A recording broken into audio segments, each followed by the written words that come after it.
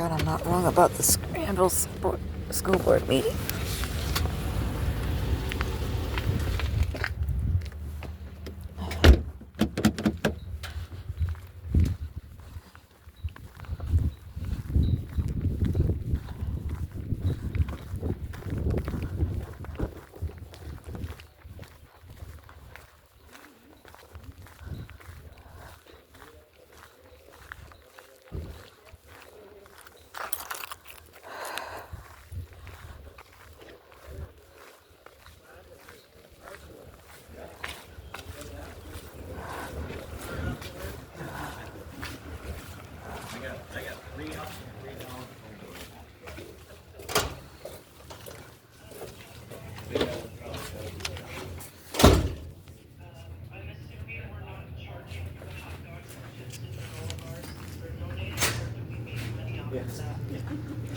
That would be best. Do you know where the school board meeting is? Right here. Hi, Christy. I'm good. How are you? The world could end.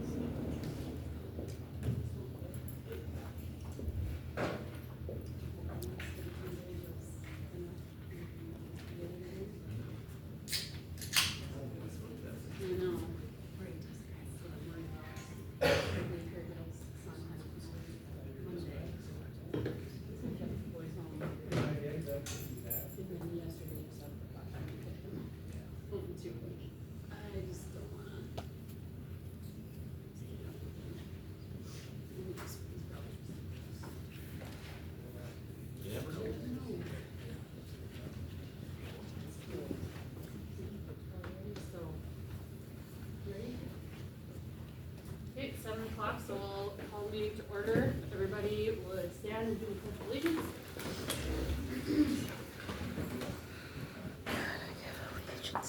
Allegiance to the flag of the United States of America and to the republic which stands one nation under God, indivisible, with liberty and justice for all. Thank you. Just a reminder, if you haven't done so yet, please sign in on the sheet by the door before you leave for all you visitors.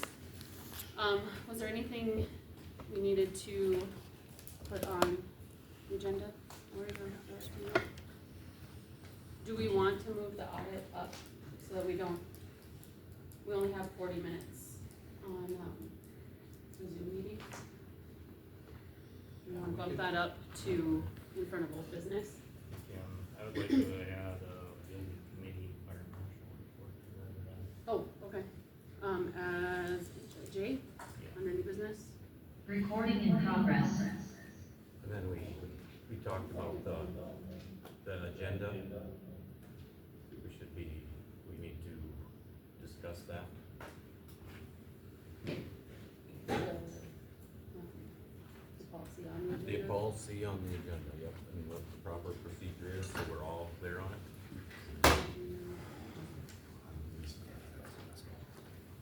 So we're gonna move the audit up to in front of old business? And then letter J will be a fire marshal report from the building committee.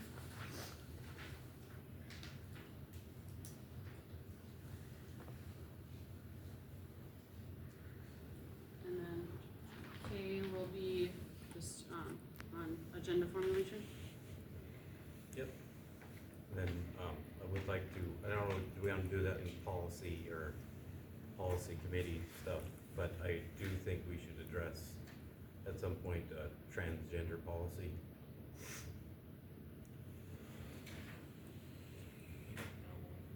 What's that?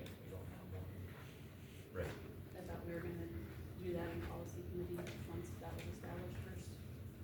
Well, I guess that's what we had agreed. okay, no, I guess I would rather discuss it here first, but. Okay, so. we're Can we gonna do go- that? Okay.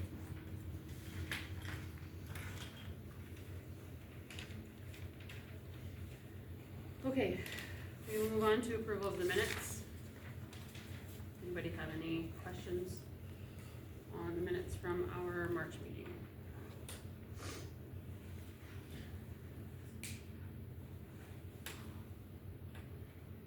If not, I would entertain a motion to approve those. I'll make that motion.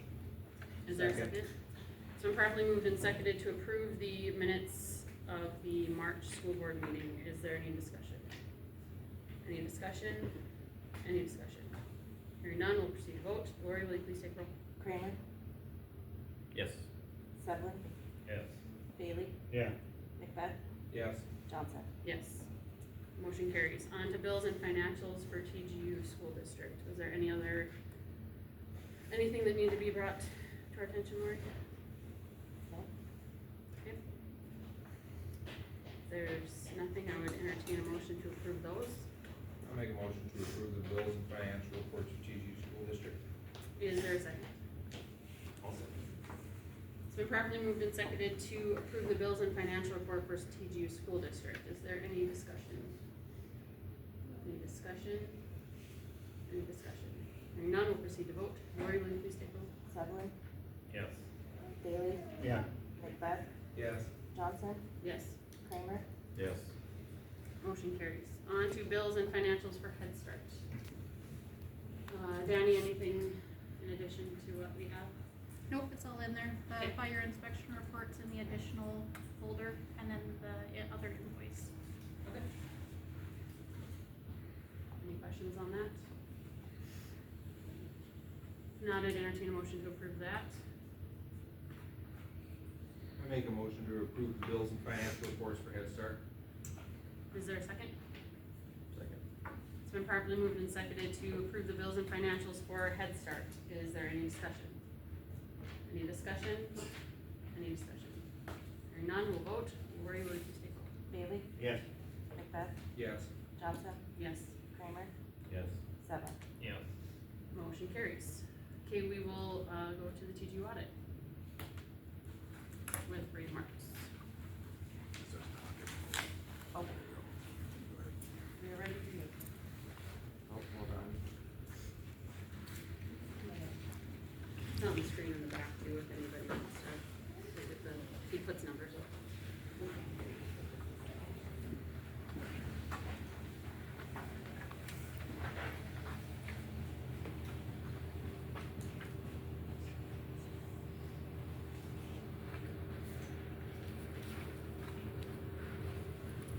can tell him to go ahead and get you on. He can hear you on yours. I'm not hearing.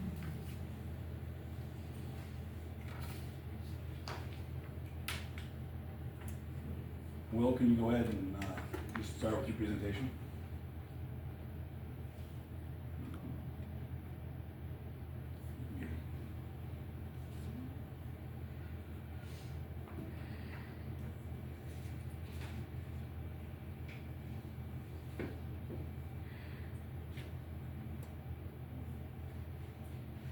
Are you able to hear me?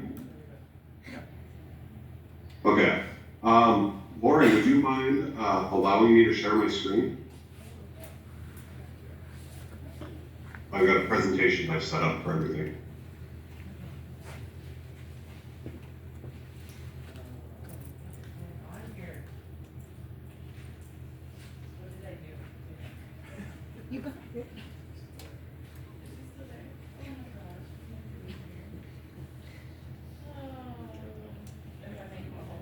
Just got booted and I'm back. I'm gonna try this. Change you to the host. I can't hear you right now, Lori. Okay, try now.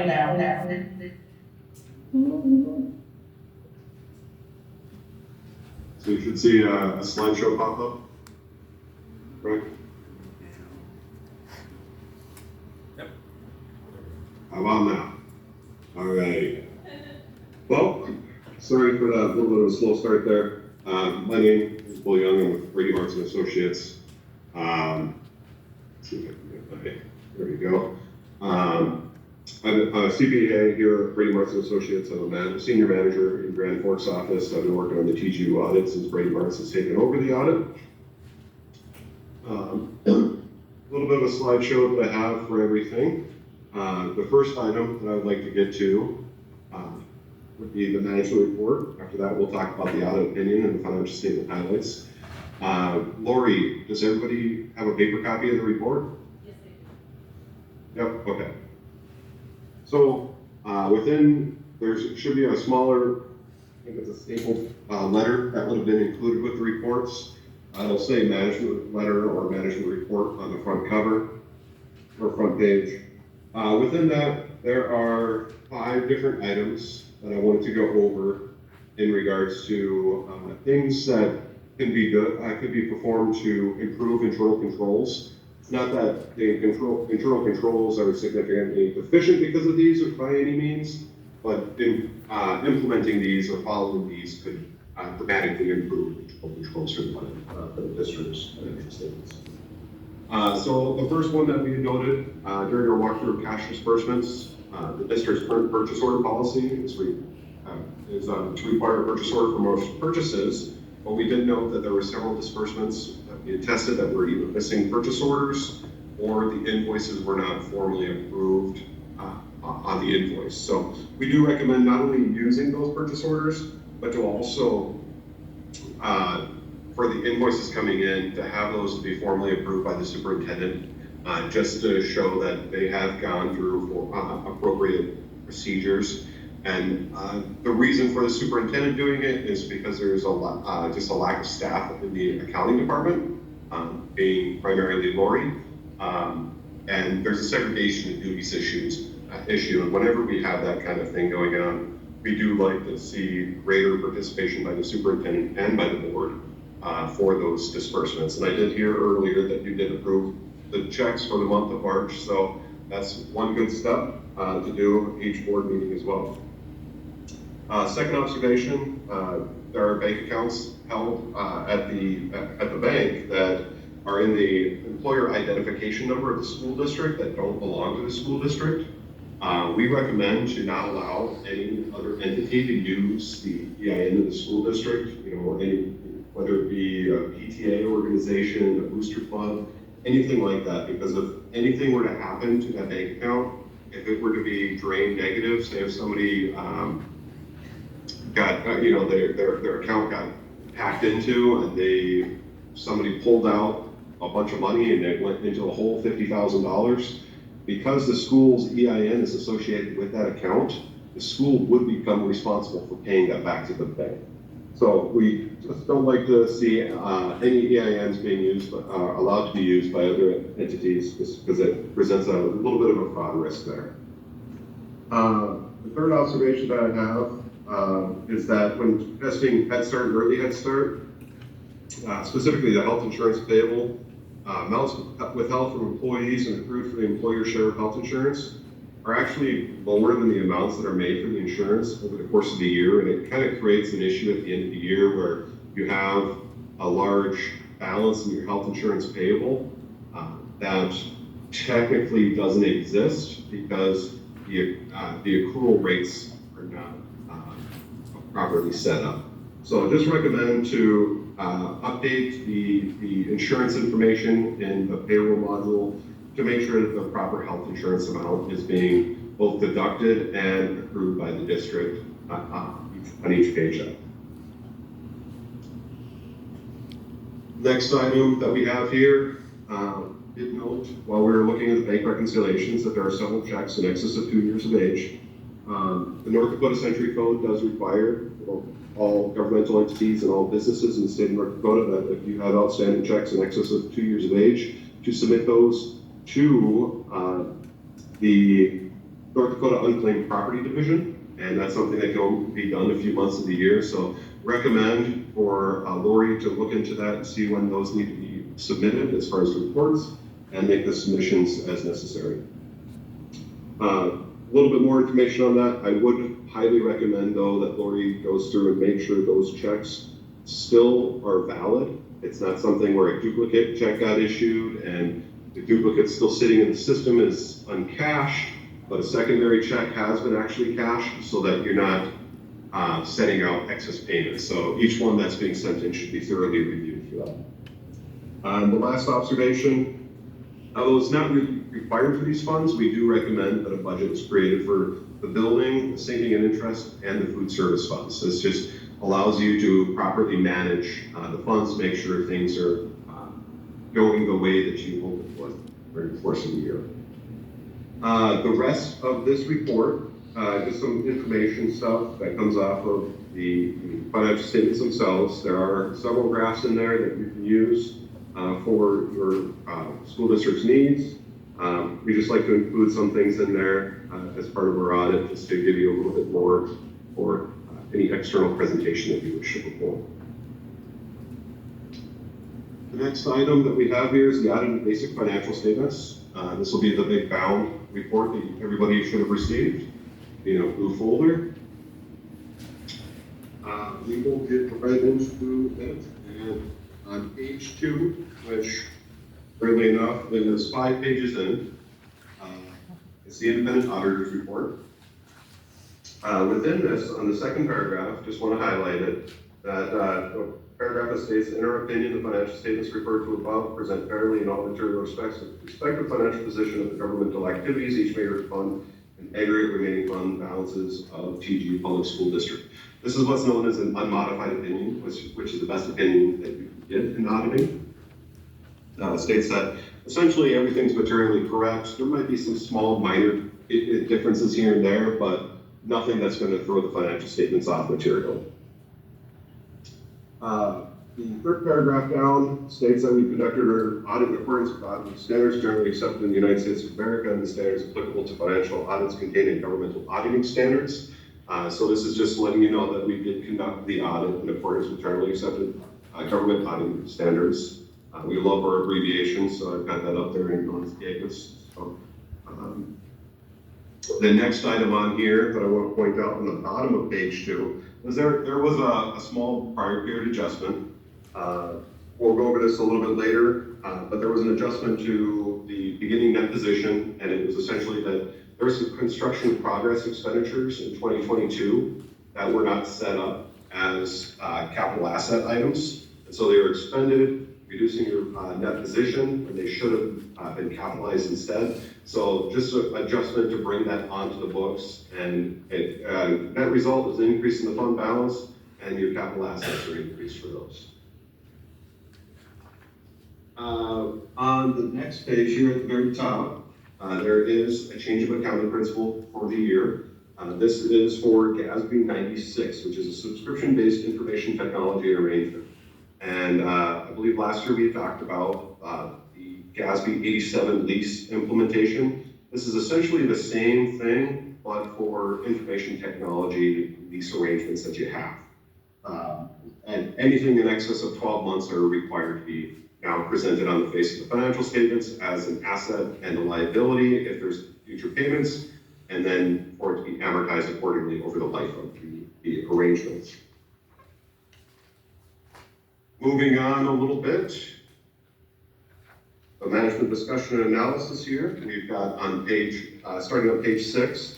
We'll just talk about stuff on page 6 because the other items here we'll actually talk about in a little bit more detail, but some of the highlights for you. The net position of the district did increase by just under $1.6 million. This is a result of the current year's operations, primarily the additional funding that was used, that came in and was used for the building expenditures. Governmental net position total a negative $108,000, which sounds bad, but actually is going in the right direction because last year, being the fiscal year ending 2022, the net position at the end was almost about $2 million in the negative. So there were some, the 1.5 million plus the prior period adjustment did increase a little bit. So only a negative 108,000. We'll go into that a little bit more too. And then total revenues from all sources, you're sitting just under $12 million. Of that, the general fund had 7.8 million roughly of revenues, and the expenditures were about 10.12 million, with the general fund recording 6.95 million of that.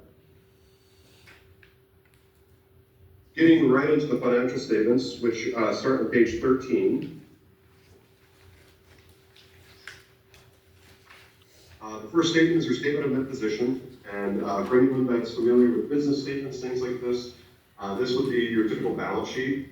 And with the statement of net position, you're showing everything, all of your capital assets, all of your debt, everything that exists for the district. The difference between this and your governmental balance sheet is that your governmental will not show anything with a life in excess of a year.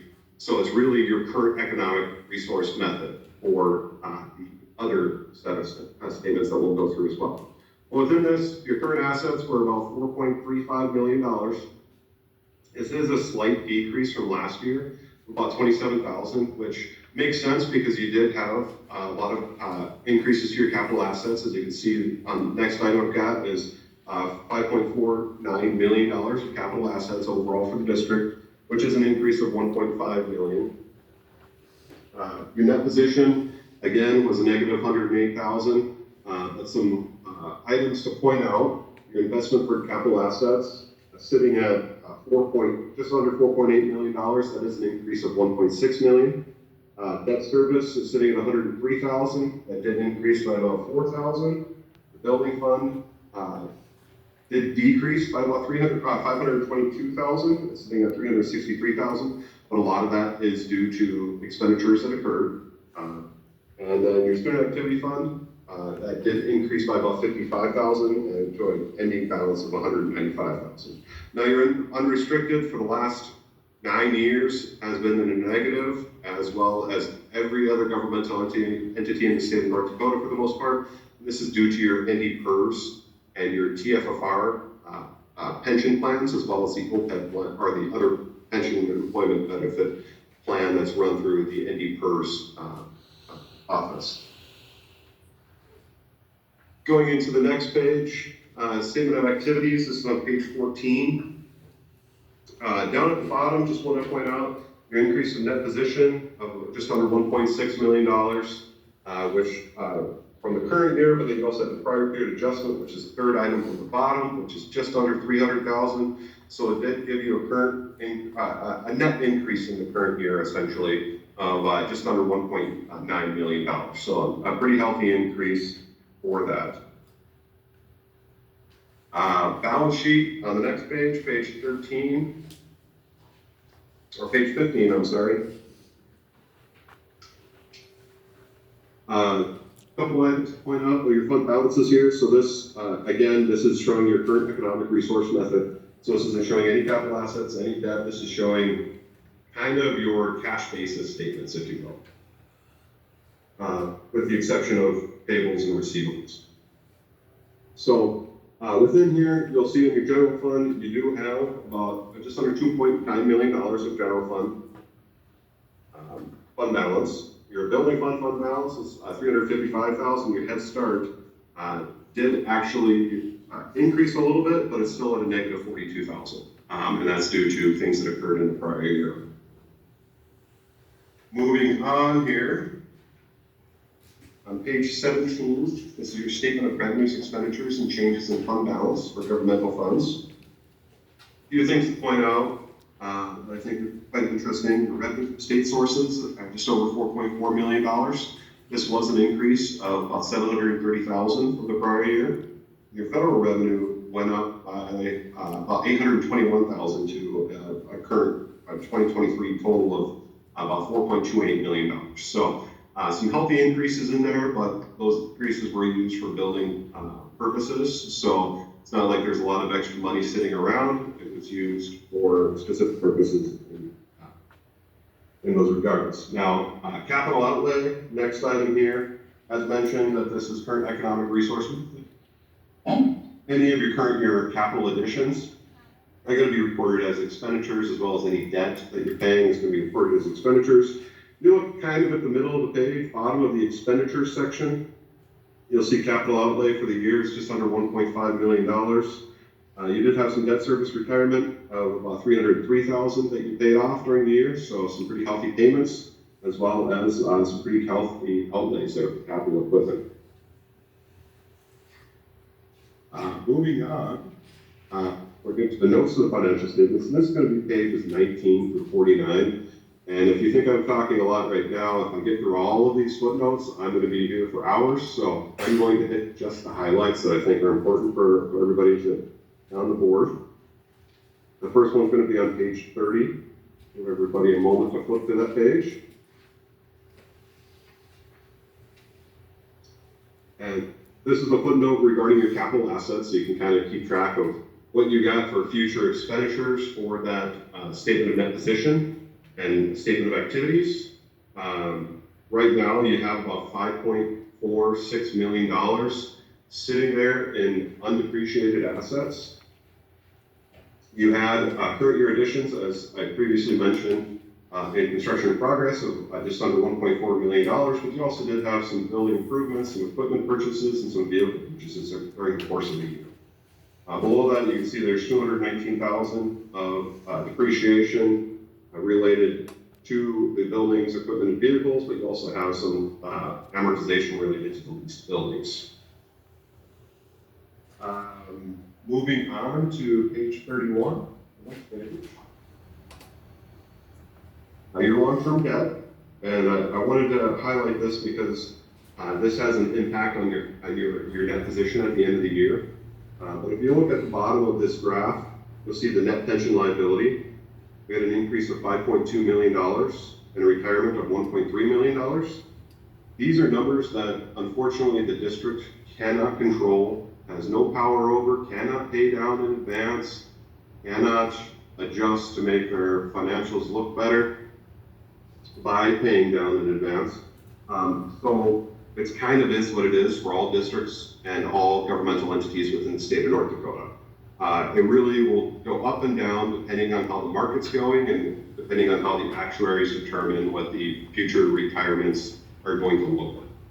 So with that, you'll see that your total debt did increase just under $4 million in total, but you can see that you've got retirements of the items that you can handle of about $300,000 on your tax bonds, your obligation bond, your lease liability, as well as compensated absences. Moving on, looking at page 33. This is that new GASB statement that is required for the year, subscription-based information technology arrangements. Abbreviation, again, we love abbreviations, we call it the SBIS. This is for any contracts that are regarding information technology, so any arrangements with that, that are in excess of 12 months, they do need to be set up. Fortunately, for the district, the only thing you have is some curriculum that was purchased through IXL Learning, and that was prepaid in advance, so you don't have any additional payments to make on that, and so really, you're just going to start amortizing that through the usage of the program. So as the program terminates in October 2027, that's when you'll have the last amortization related to that, and you'll move on from that.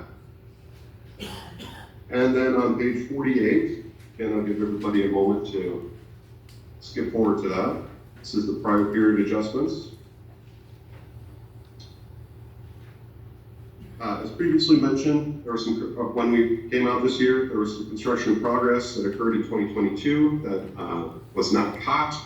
We did catch it this year, and so with that, we did have to make an adjustment to the prior period debt position by $298,717. So did help out a little bit with that. Moving on. We have what's known as the Yellow Book Report. This is starting on page 60. A little bit of a long title, so I'll just leave it as Yellow Book. But down at the bottom on page 60 is probably the important items to note. There were some material weaknesses in internal control or financial reporting that we do have to state.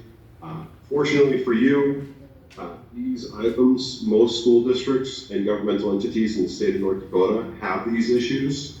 And it's primarily due to a lack of funding to have more staff on hand to provide segregation of duties, to have staff members on hand that are up to code with CPA requirements and being able to make adjusting journal entries to bring financial statements to GASB 34 required amounts at the end of the year. So the next page, or the next item, page 62, is your single audit package. On this one, we have a couple of opinions. The first one is a qualified opinion. And this is on the ESSER program, and we'll get into why it was qualified a little bit. And then we have an unmodified opinion on the Head Start program. With the finding that we have, if you go to page 63, second paragraph from the top, you'll see that our finding is related to 2023-004. This is on page 72 of the report. And this is stating that for construction contracts and subcontracts greater than $2,000, there's a prevailing wage rate clause that needs to be included in the contract and subcontracts, and also weekly checks of certified payroll registers have to be performed. This is something that was with the ESSER dollars, the kind of an additional item that got tacked on midway through the ESSER dollars, I think a year and a half into it being dispersed. So a lot of school districts that were using ESSER dollars for construction ended up with, having this finding if they weren't paying full attention, and you're not the only one that received this one. So not too big of a concern there. Next item, page 66, schedule of expenditures for federal awards. You'll see that your Head Start cluster, $2.5 million. Your ESSER, it's underneath 84425D and U. You've got about 993 of 1,000 of expenditures and revenues. Total expenditures and revenues of 4.28 million. So as I mentioned previously, that was an increase from the prior year. On page 68, this is your summary of auditors' reports. Nothing to really go over that's new on this one that we haven't already gone over. And if you're wondering at the bottom, auditee qualified as low risk auditee, you have findings within the last 2 years. Unfortunately, you can't be considered low risk. And so that's why it's you're not considered a low risk auditee. Only thing that happens is that we're required to test more of your CFA or your schedule of expenditure to federal awards. And then one last thing I wanted to mention on this, page 73 through 76. More specifically want to talk about page 76 though, is a finding from 2022 that I'm happy to report that no longer exists. In 2022, for the Head Start program, SF 425 reports, required to be filed within 1 month of quarter end. We did note in the 2022 year that there were some that were not filed on time. We're happy to report that it's not an issue in 2023. That finding has been cleared up and is no longer being reported for the fiscal year 2023. With that, I know I've gone through a lot of information, but if I didn't touch something, if anyone has any questions, I'll be glad to answer those at this time. Are we allowed to ask questions? No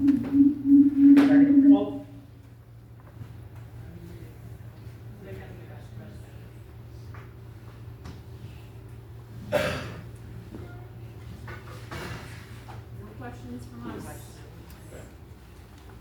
Thank you.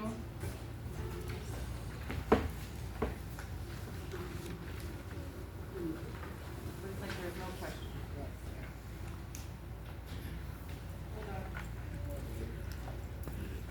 The meeting end. Okay, go ahead.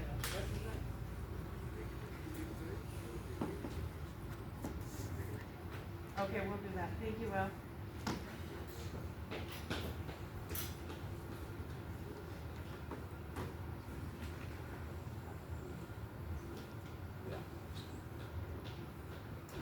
Did you want an approval of that? We have a motion to approve the audit. Is there a second?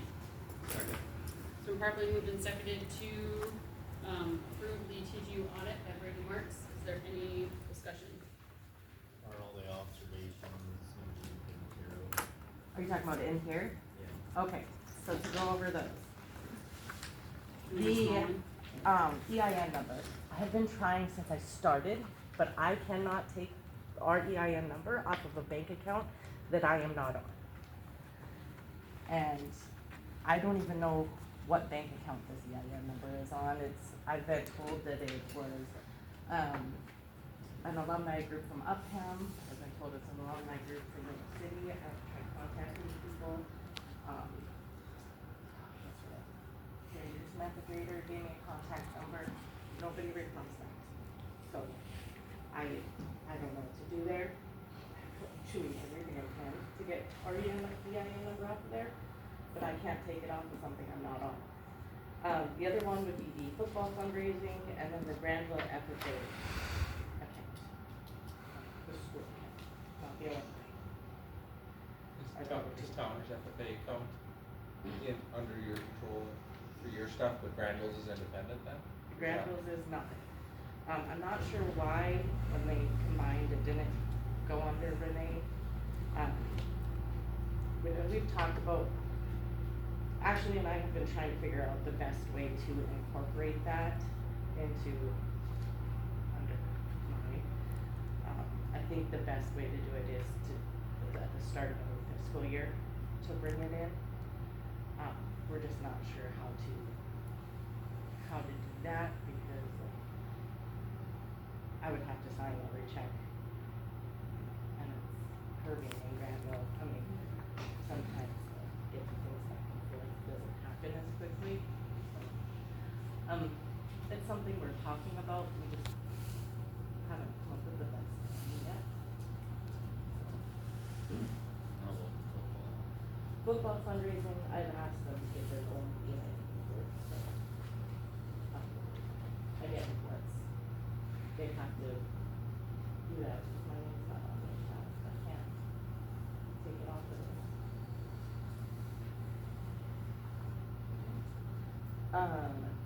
Was that, were all these the same as last year? I mean, all the, did we have the same EIN issue? Yeah, so that's gonna be on there until I Yeah. can get that corrected. Yeah. And these are observations, not findings, and then like cash disbursements, I pay for purchase orders that I'm blue in the face. Eric does look at every invoice, sometimes if I get it last minute and I throw it into your approvals, then it doesn't necessarily have his signature on it. And if his signature's not on there, then he doesn't, that's what the auditor tells me, so, let's start, let's see here. The, outstanding checks, that was done in October, so they were all taken care of. that are older than 2 years sent to unclaimed property. So- Is 2 years kind of the threshold, is that the norm for them, or should that be something that should be considered after a year? Actually, so yeah, so like June 30th, if there's anything that's more than 30 days, now that I've got everything up to date, I'm gonna make sure to stay on top of that, so, yep. And then preparing the budget is just, I guess, I don't know how you guys want to do that. Some schools set up a finance committee that helps prepare those extra budgets, so. There's always going to be observations. We'll never not have observations in an audit. As soon as you take one away, they'll find something. Yes. That's Yeah, pretty because, yep. They added one after I got them to take the one off with the fund balance. You know, so they're always going to have observations, which is what their job is. Their job is to make, you know, make sure that they're finding any of those weaknesses that can occur and that you're, as a board, are aware of them. And that we're working to try to do the best we can do. Is there any other discussion? Any other discussion? Any other discussion? Hearing none, we'll proceed to vote on approving the TGU audit. Lori, would you please take roll? Macbeth, Yes. Johnson, Yes. Kramer, Yes. Sedlin, Yes. Bailey. Motion carries. Okay, we'll go back up to old business, TGU dance team. So since my girls aren't here, they did go and they collected the information that you guys were looking for. They put it in a report for you. Due to interest, that those numbers have gone up a little bit because they did get a few more back from the last when I turned it in. Okay. It's a lot of interest.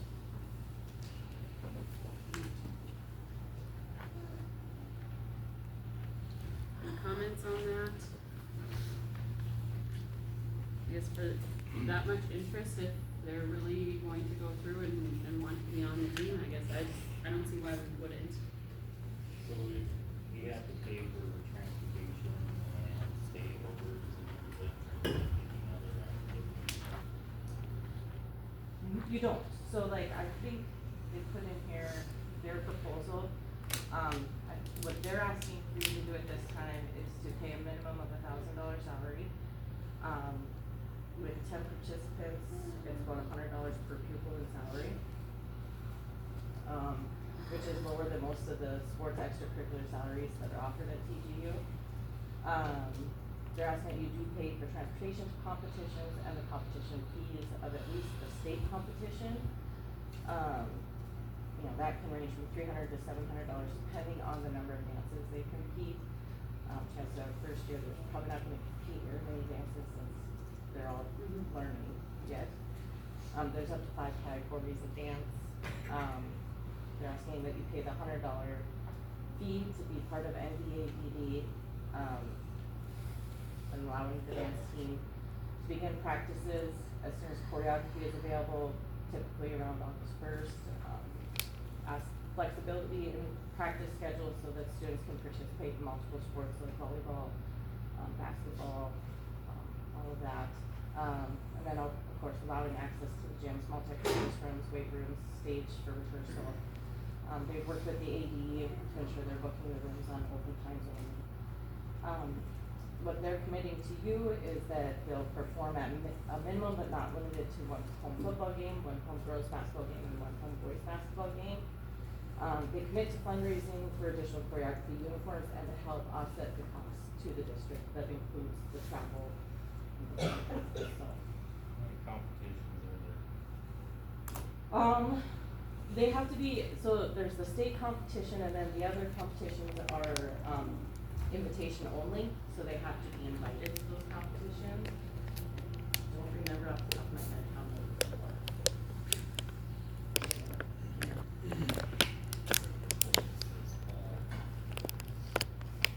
Does it say off?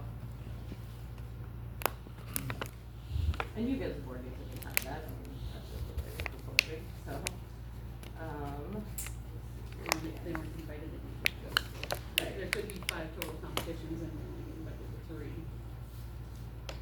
So they wouldn't be able to go to Regional 2, that's kind of how it works.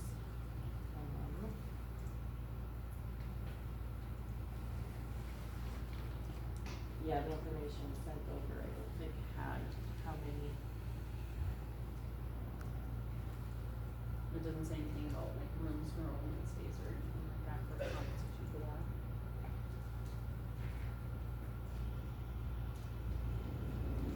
No, but we're in a gray area here.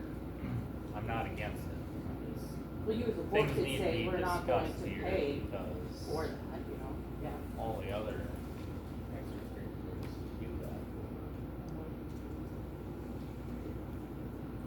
So if we make this an extracurricular activity, are we following what we do with everything else? For what? Or overnight stays Oh. and. Because, right, if it was basketball or football or whatever, volleyball, that would already be in. I mean, we Mhm. wouldn't be talking about having to, I mean, fundraising is great, but they wouldn't have to fundraise. You know, we would be taking care of that. Yeah, So are we going, is this like a club, cause then it's like a club, you know, where we're kind of Just donating umbrelling it, something. you know, I don't know exactly how that even works. To me, this is just my opinion, cause I'm not against it at all, that if we're going to do it, we should do it. And it should be, so then there is no gray areas, and, you They're know. just covered like everybody else. Right, Covered yeah. everything. That's what I think. Because if we have that much interest in it from our students, that's a fairly good number. That's a lot. Yeah, Which, I mean, we never know if that's gonna hold up or not, but it's a good place to start though. 26 for next The year. only thing I have question is, instructor. You know, That, well, and that's why they want us to decide now, so that we have time to find a coach. right, but what do we set for wage, $1,000? That's what they're proposing. well, they put two examples on it. Barnes County was 1,000 and, the other one was 18. Yeah. And are these, does anybody know, is Barnes County, is that part of their extracurricular? Or is it are they running it kind of like a So, okay. halfway club? Look at it again, sorry. Okay, so Barnes County North is actually run, like, it was run outside of the district. They were discussing it, I think the March meeting before, they had actually discussed it about bringing it in-house. So I don't know what happened there. Hayes and Beulah, it is in-house for them. Is Harvey's in-house? Harvey did not respond back to me. So Hayes and Beulah are in-house, but they only pay less than $2,000 for the program. Right, those are the salaries that they pay for the program. So that's our coach. And one coach can handle all of it. Oh, yes, yeah. I was never a dancer, hard to believe. Yeah, man. It's really something. Any other questions, comments about, Steve? 26 A lot. for next school year. It's fairly It's consistently Yeah. over 20, Yeah. 30. Well, maybe we should make it an extracurricular. If there's that much interest, we just will do it. I sure think it's a pretty good opportunity. And when's our, okay, I know we need to get it done soon. How soon without be causing? Because they need to start practice in August. Yeah, so like, you'll want to find a coach, and then they'll have to, and then as far as uniforms and stuff go, we have to check and see if they'll fit, and whether or not we need to order some, the cheer uniforms that we have, and if they'll work. guess the sooner the better, then you have time to find it. Cause we need to find the coach, and then that coach needs to come up with choreography for the different dance types and everything for them, and Right, and then, I suppose, I mean, you wanna beat this spring with these 26 girls or boys, if I could ask gender, cause they both do it, MC, get a commitment get a commitment. for the fall. Yeah. That coach also needs to get the baby, figure out practice schedule.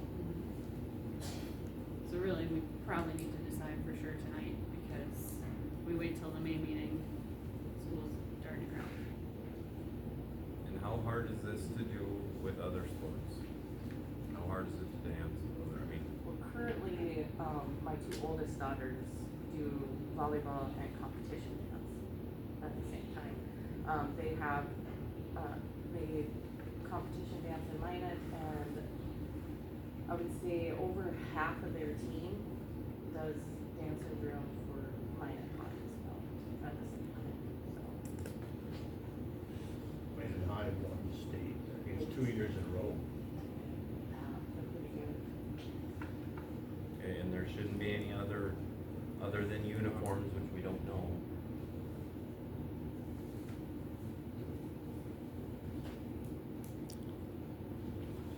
And we don't know exactly how many competitions are possible. Right, I think there's 5 possibly, I don't know what the ranges are as far as cost, cause those are done individually. She only, when I talked to the lady at, the association, she only knew what the state competition fees are, because that's what they control, so. So the eighth grade, She said 7th to 12th grade, 7 through 12. 7th through 12th, yeah. Yep. Yep, Yeah. it is, yeah. And that's how I broke, the students down in the numbers.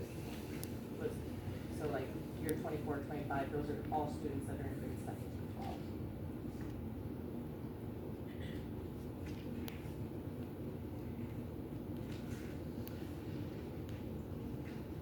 What would you guys like to do?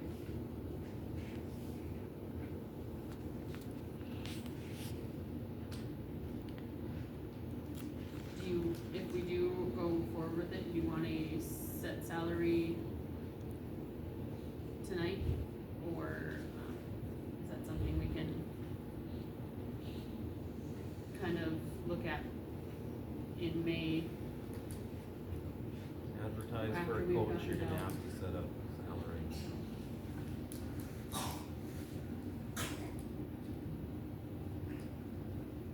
How long does it go for? So, the first event is in October, and then state competition is usually the end of January. So 3 months of competition, but we start practice in August, or anytime after August 1st. So it's a 5 month. Right, I was just trying to figure out Yep. the salary range. Yep. And you know, they, $200 a month. $200 a month. Right, about it. If they're doing it one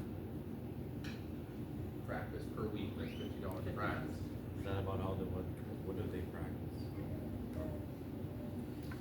so it depends, like I know Minot High's dance and drill team, they practice, several days a week. My girls with competition dance, they go in, they do their choreography classes 1 day a week, but then they have technique classes several days a week, so. Well, and that's something that we can review depending on, if we wanna start at 1,000, see how the first year goes. Let's, yeah, We can, let's they start would it have to low. do more classes We and may more have to. trainings, we can bump it up, I mean, we can just get the program started with this, okay, If we get some candidates, we might have to offer something a little different to it. We don't get any, pro coaches or something. yeah, so. But, okay, anybody wanna make a motion? I move we add dance to our extracurricular activities roster with a starting salary for the coach to be $1,000, and that we pay for transportation costs to competitions wherever open. Is there anything else that needs to be added on to the proposal, Lori? No, the state. Yeah, and then the state registration. Is that per kid? No, that's total, that's Okay. total. Yeah, so like $700 would be if they did all 5 Oh, they- dance categories that are available. So like, and if they just did one, that's what the $300. If you have 30 kids on your team, it's still just $300. Right. Right. So there's a motion on the floor to add the TGU, or add the dance team to our TGU's roster of extracurricular activities, starting with $1,000 salary for the coach, along with paying for competition fees and transportation.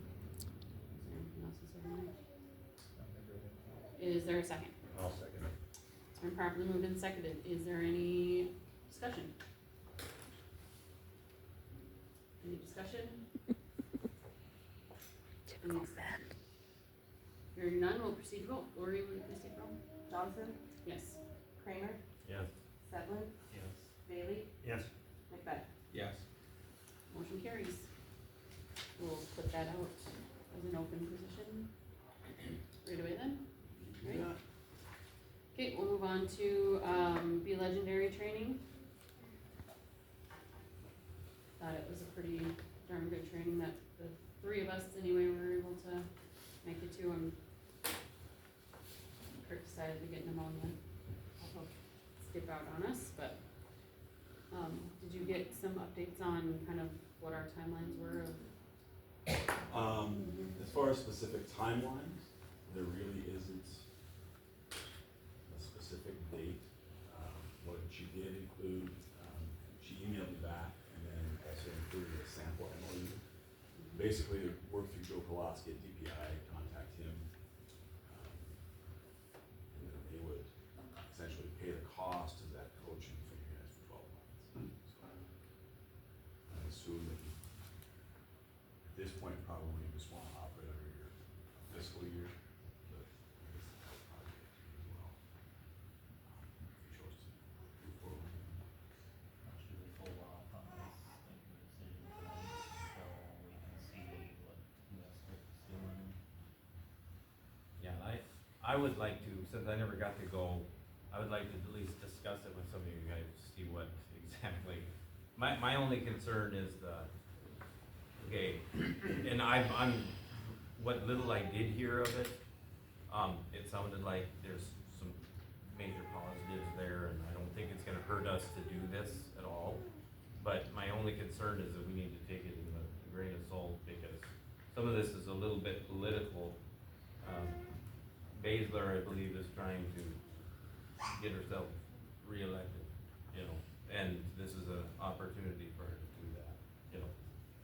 I'm pretty sure she's the one pushing some of this, you know. So as long as we're aware of that, you know, that's probably a part of this. You know, I'm okay with, I don't wanna jump on board of it yet, just because I wanna talk to some of us first before. And maybe somebody from some other, you said West Oak did?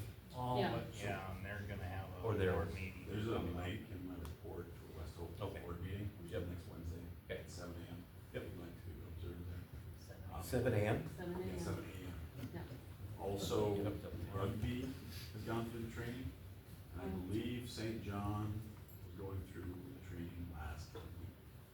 I'm not exactly sure. Valvo went through the training. And Val also Yeah. was with us. If you know any of those board members.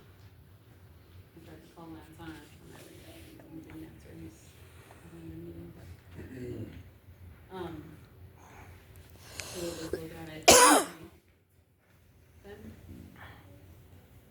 So you can, Do we need to take it?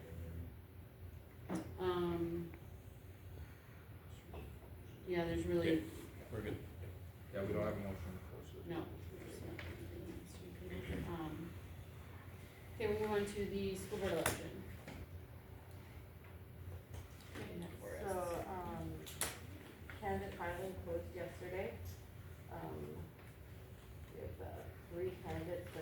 ballot, two of them for the same position.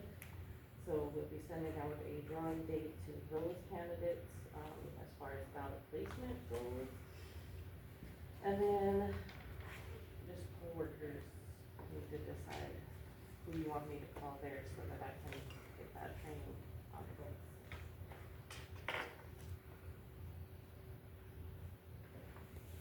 Probably split up with the polling areas, the No, sorry, the only ones that are, so like starting at Brenda Coonan, going through to Jackie Poland, those ones, only Mott's working on that. Or wait, hold on, no, you can go up to Bob. McNaught, yeah, how do you say that?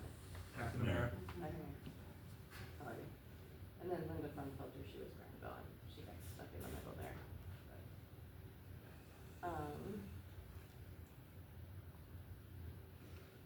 I don't have a problem with any of those Same. names, so. So I can just work off of that list there? Yeah. Yep. Okay.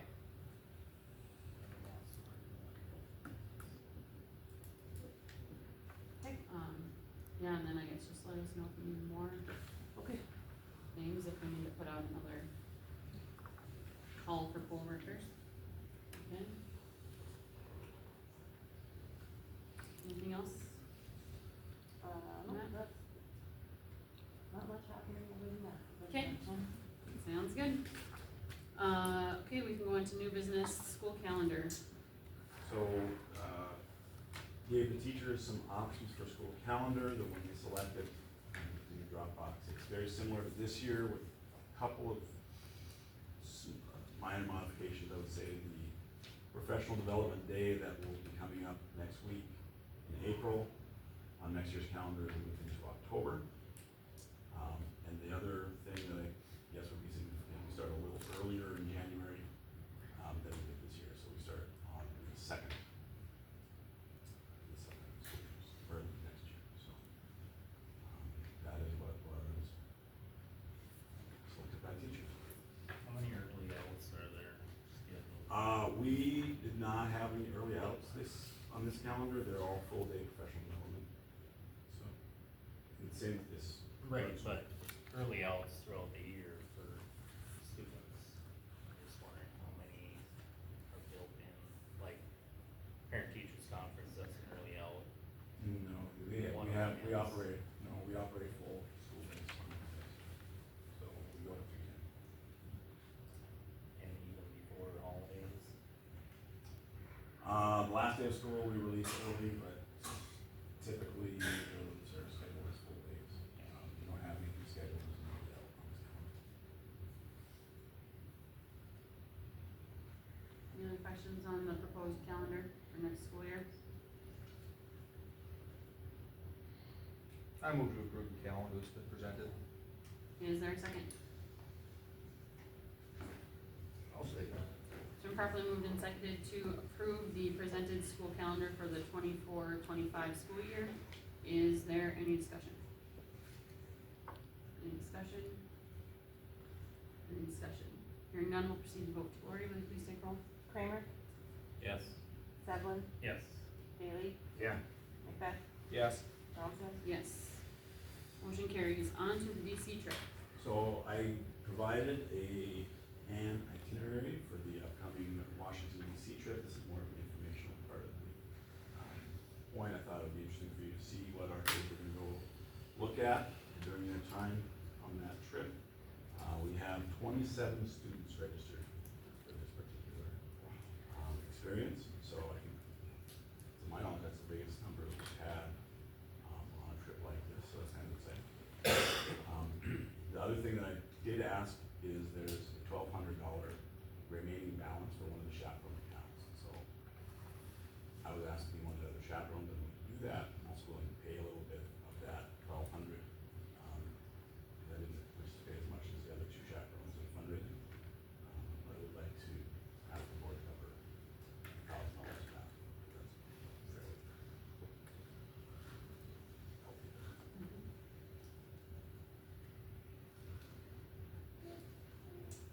questions on the DC trip, or? Looks fun.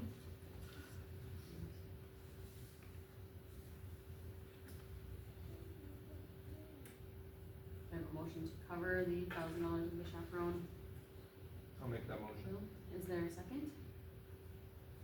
I'll second it. And properly moved and seconded to pay $1,000 towards the additional chaperone bill for the DC trip. Is there any discussion? Any discussion? Any discussion? Hearing none, we'll proceed to vote. Lori, will you please take roll? Seven, Yes. Bailey, Yeah. Macbeth, Yes. Johnson, Yes. Kramer. Yes. Motion carries. Thank you. Anything else on DC trip? No, except that I think it's gonna be a great experience for our kids, and one thing I hope to get out of it would be to have them maybe either, probably be difficult to get into the board in May, obviously, but, to get something to bring back to you guys as a kind of a reflection on how that goes, so. Yeah. I think it'll be a good experience. Moving on to the ELA curriculum. So this is actually in its own folder, couple of different things in there. There's the Amplify, which is also CKLA curriculum. And there's two different quotes in there. One is a 6-year quote, the other is 8 years. And then if you look, just added also, there were the top 3 curricula that we reviewed. We actually put the composite score in the rubrics in. I'll just got that in this afternoon, but I wanted to make sure I pointed that out. CKLA did score significantly higher than the other 2 curricula. Reading Wonders is what we currently have. However, we would need to place that to unlock a lot of the same options to that curriculum online and testing and such that we would get with the CKLA. So, A lot of money. it is a significant amount. All the stuff that I did research on it, there's a lot of going back and forth on pros and cons. The biggest one was, any students that have learning disabilities, they say that they have a hard time with this kind of curriculum. Okay. So, that's just gonna widen the gap between the students that are at grade level and the ones that aren't.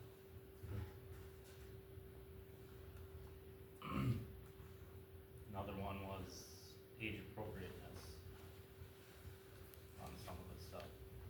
Like, some of the 2-year-old or second graders, I guess, where it was way too advanced. The reading level was too No, high, or the stories? what they, themselves? the stories Content. they're reading about. Okay.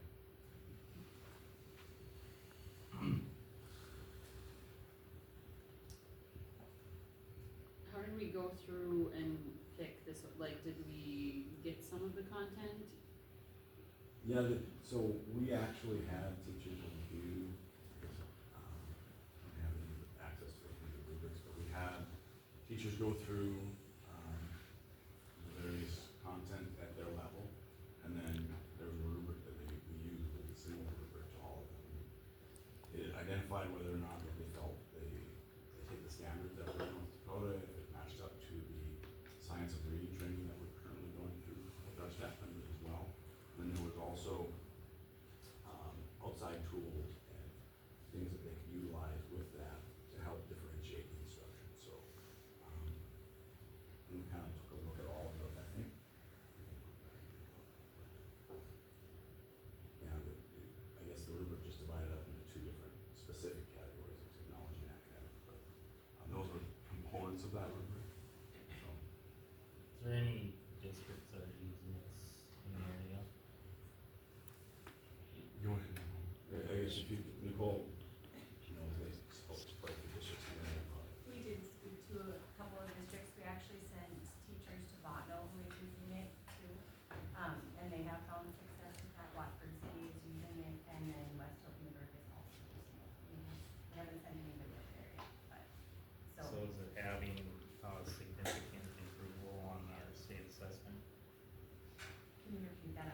Is it having, increased, percentages on our state assessment for English learners then? I would hope so. I know it is more rigorous, like it is, and then in your quote there is an intervention piece to it too, because we understand that this is going to be, significantly more advanced in some ways for our kids, but there is that intervention piece to close that gap or to make sure we don't increase the gap as we do push our kids harder, as we are noticing those state tests and our standards are getting more rigorous. Do you remember what cause Marty, the superintendent at West Oaks, he said what their scores increased in their, reading, I cannot remember what, it was huge in just 10 months. Cannot remember what he said it was, but they're using this. Still below state average. But an But improvement's an an improvement. improvement is an improvement. Right, I agree there. Why aren't we looking at, some of the higher scoring school districts on the state assessments and actually see what they're actually using? Instead of trying something that we think will work.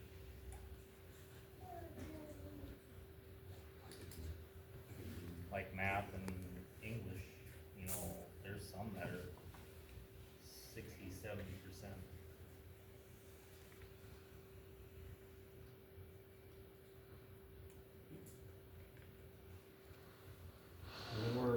When we're doing curriculum stuff like this, okay, and we're looking at, you said you get to look at like some of the textbooks then, or, okay, are you looking for, cause there's a lot of stuff out there, and I know I beat on the drum a lot, but are we looking for biases and some kind of propaganda kind of stuff as we're going through this, like the stories that they're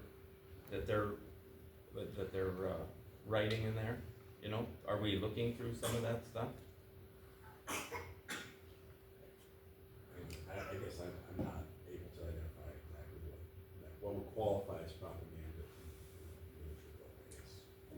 I know that, I get it, like, probably you know what you see type of answer, but I guess I'm. Right, but I mean, are we testing our curriculum that way, I guess, when we're looking at options of curriculum? Because I realize that we have to do, I mean, there's lots of things that you guys have to follow and try to hit points on and all that kind of stuff, but it's, you know, it's everywhere, and this is a great opportunity. And are we researching, like, where does Amplify come from? Are we taking a look at any of that before we decide on a curriculum? Researching, because I'm gonna give you an example of this, okay, is your social emotional learning curriculum. I did some research on that last year. The guy that founded it is a high school dropout that basically, I mean, if you read into the story, you kind of see the fact that this guy is probably it's kind of a grift. He didn't accomplish anything, so he comes up with this deal, and then you start looking at the presenters that he has. Some of them are way out there. It is way far to the left. I'm just saying, do we look at that stuff or not? I would say honestly, that's probably not as big of a consideration as if it matches up with our state standards and the components that we're looking for. Yeah, but could we start though? Could we start looking at it? Because you're teaching these kids. Is this the curriculum thing that we appointed a board member in order to be a part of in selecting this and reviewing this? Was that So part of this? we changed the way that we were gonna go through this process, and so what we fell upon was that we were gonna have our staff members, you know, establish a committee, and then when we got down to the end, we would present those, I think two to you guys to review. So if there's issues that you find with that curriculum, we're more than happy to, you know, dig into those issues. I'm not. Right, and as board members, did you guys do any research on it when you saw it in the packet?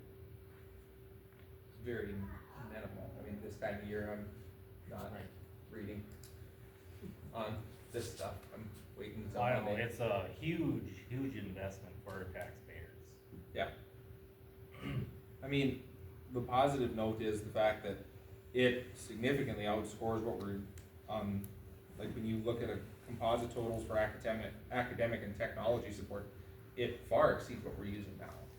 So I mean, if we have more support, if we have more opportunities and it's a better overall outlay, I mean, we have the teachers look at it because they're the experts that went to school in order to Right. teach and go over these things. Piss And then- off a bunch of parents over this too. Do they not want their kids to read? They I do, mean, that's the but I'm question, just like, saying, we need to provide there's them with some the best things curriculum. that shouldn't be taught in school, and age appropriateness is one of them. Did you find something specific that was not age appropriate inside of the material that you can point at outside of some Just disgruntled some parents? research So that I could, found. I could get a book if you'd like to read, like, we can get some copies of this, and then you guys can review it. If that's something that you'd be interested in doing, I can Yes. do I think that. that's the only way we'll. Cause I don't want, I mean, to your point, it's a significant investment, and so I wouldn't want, I mean, ideally, all 5 of you would be very comfortable with this decision. So if there's something we can do to get to that end, I'm more than happy to do it. And so, if you'd like that, I will get those additions. I can't guarantee that everybody will get one of each. Mhm. But I can certainly track down 5 copies and get them for you guys, or make them available to you guys if that's, would make you guys more comfortable with this. I think if we have that, and then if we are able to see like what West Oak's numbers were on their, increased on their reading abilities after they started using it, and the other school districts that have implemented this program, or the other ones that have been looked at. Right, and are they using the whole part of it, or are they just using, are they using it as a whole, or are they just taking pieces and supplementing what they're already teaching? Yeah. So How just a long, little- how long have they used it? Because I mean, if they've only had it for 1 year, and they're already seeing results, that's a good step in the right direction. But I mean, if their students were behind because of poor curriculum before, it's gonna take them a couple of years in order to see some large statistical differences from relying on this curriculum. It's not just gonna happen overnight. Well, and I understand that. I mean, I got sticker shock at the the, huge problem with this curriculum. Yeah, there's some reviews on some, Alabama. so. That there's some DEI in it, and, which, I mean, what isn't there DEI in anymore? So I don't even know if you can find anything without it, but we need to be aware of it, and we need to take a good hard look at some of those things before we approve. So we will. I will, yeah. Okay, I will get some copies of that, and let you know when they're available, or where you can, how I can get them. Okay, thank you. Yeah. Did you wanna go over the Oh. this time too? So the other thing in the same category is an opportunity we would like to offer up for our current sophomore, junior class, which would be an AP English course. There's 2 different courses that we'd like to propose. One being rhetoric and composition, the other is a literature and analysis. So obviously AP being a little more rigorous course. We have an interest of 15 students currently in town who are interested in that. We also have some students in Granville that are also interested for up to possibly 10. So anything you never really know until you sit down and put pen to paper, but I think that's a pretty significant number of students. If you look at the cost for the textbooks, these are required texts for the course. Depending on number of students, obviously, we may need a couple more if all 25 kids were to say they want to take it. Would possibly need to increase the number of credits offered, but these do represent a full year, 1 credit class each. So, semester long, 40 courses. It would be basically a one-time investment in the books, and then those can be used year after year after year. I believe that is correct. And AP works, just for the increased everyone's familiar with it. You get a grade for your in-house score, and then test, which allows them to get college credit for that same class. So, the question from one of our students from, that's how it works. Even if they don't pass the test, they still would get credit for their high school scores. How would it work with different schools? So we do a couple different options there. One would be that we would, there's a camera called a owl camera. And so what it does is we would set it theoretically in the middle of this table. And then it would just spin to whoever's speaking at the time. So then those individuals who were, let's say in Granville, would be able to have a one-on-one conversation with their teacher. So that would be, in this instance, how we would probably handle that. We would obviously have to have someone in there, whether that was a paraprofessional or an English teacher in the classroom. Would she rotate? And I think, yeah, we obviously have to have some travel time to compensate for that. If we're exclusive. I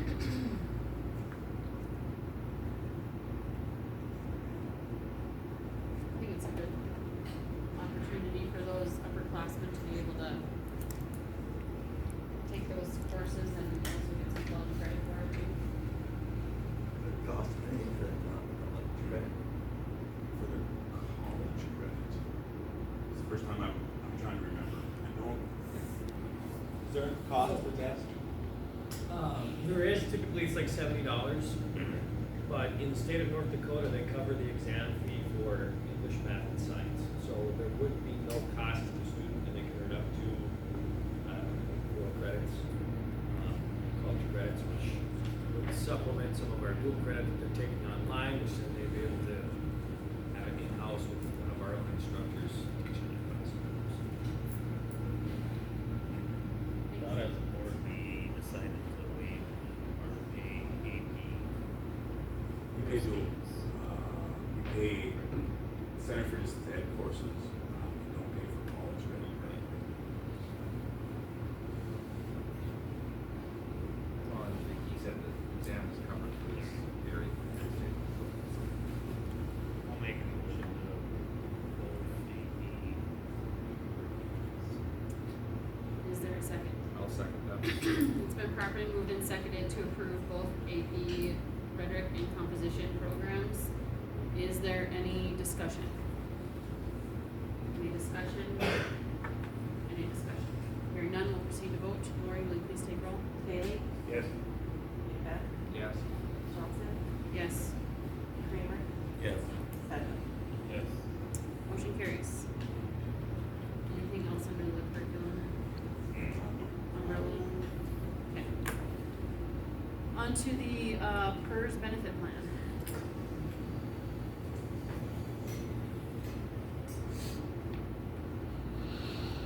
So it's under its own folder. Yep. So there's some actions you're going to have to take, in the next couple months concerning ND PERS. Hopefully you're all aware that, the state of North Dakota discontinued the defined retirement plan. Defined benefit retirement plan. Thank you. So, you're gonna have to decide how you wanna proceed forward. ND PERS does have the deferred compensation plan. And when you participate in that, because you do still have employees that are under the old plan, you can't take that with us. So any new employee hired after January 1 of 2025, there's they would be in the new plan, where you'd be required, or an employee would be required to contribute 4% to the plan, the employer 5.26% to the plan. And then you can elect to contribute and match up to 3% more, which is where we're currently at. I'm not gonna, I cannot explain this to the time, and I'm not gonna pretend like I do. And so there is YouTube videos here that, Andy First has published. There's links in there to where you can, research that more, to decide how you want to proceed. We at the end of this month, with our business managers conference, they're going to be there to present to us again on this. But like I said, this is not something I'm gonna pretend I know a lot about. I have a financial advisor for a reason, like, because I really don't, when it comes to these kinds of investments. So, I've included that in there where you can learn more about the differences on what your options are going forward to offer to our non-teachers. The TFFR plan still remains intact, so. And then keep in mind that any changes that you make to our ND PERS not only affects TGU employees, they're also going to affect the Head Start employees. We have to be on the exact same plan. So you're not only making the decision for your non-licensed staff at the school district, you're also making that decision for your non-licensed staff at Head Start as well. So. And then once, so it is kind of more disinformation, so you guys can do more research on that. And then we'll have to adopt a resolution and then focus on what our decision is, how we're going to proceed. So. But we have some time before we have to do that. Right, we'll want to do that before the start of the next school year. So, okay. The next start of the next fiscal or the school year?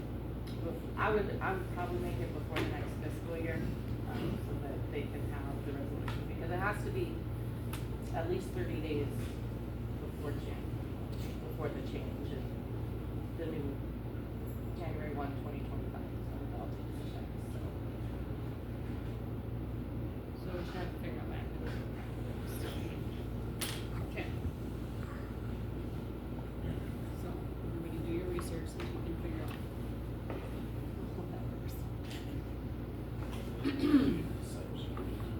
Yep, we can move on Okay. to the cybersecurity plan. Good. Sorry. Hey, how you doing?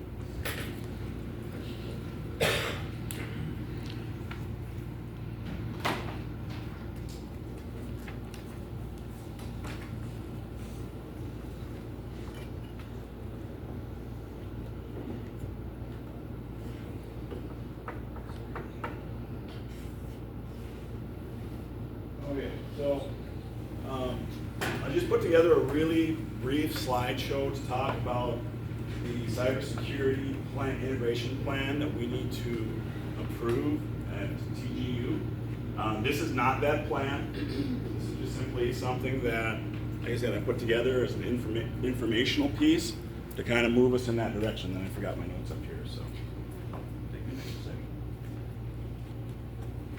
So, why cyber science or computer science and cybersecurity? So why are we doing this? A couple of reasons I put on there, but if you look right on the DPI website, they talk about, I'll just quote right off of there, it says, our cyber world continues to grow as more and more devices are linked together over the web.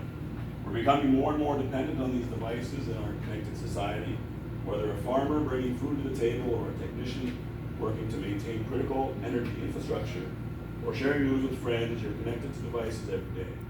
Any significant shift in farming, energy production, manufacturing will result in shifts in our data usage. Most new businesses, Uber, DoorDash, and Carvana, have sprung up and thrived using connected systems. These systems are constantly under attack. Businesses must be skilled technicians on the front line to defend our systems from cyber attacks. Even if you're not looking to reduce costs or add services or be the next big thing, you're likely sharing data over the internet, and you need to learn to protect your information. So everyone needs to learn how to become good digital citizens and learn at least basic knowledge in computers to modernize systems and to communicate, even if you're not going to specialize in your career. What I would say in a more simplistic term is we hand out Chromebooks to all of our students, so I think it is incumbent upon us to make sure that they're able to utilize those devices appropriately and understand when they put things onto that Chromebook, or when they download things, or when they type in things into their search engine, where that information goes and where that information is coming from. It's kind of maybe overly simplistic, but they should at least have a basic or rudimentary understanding of that. So,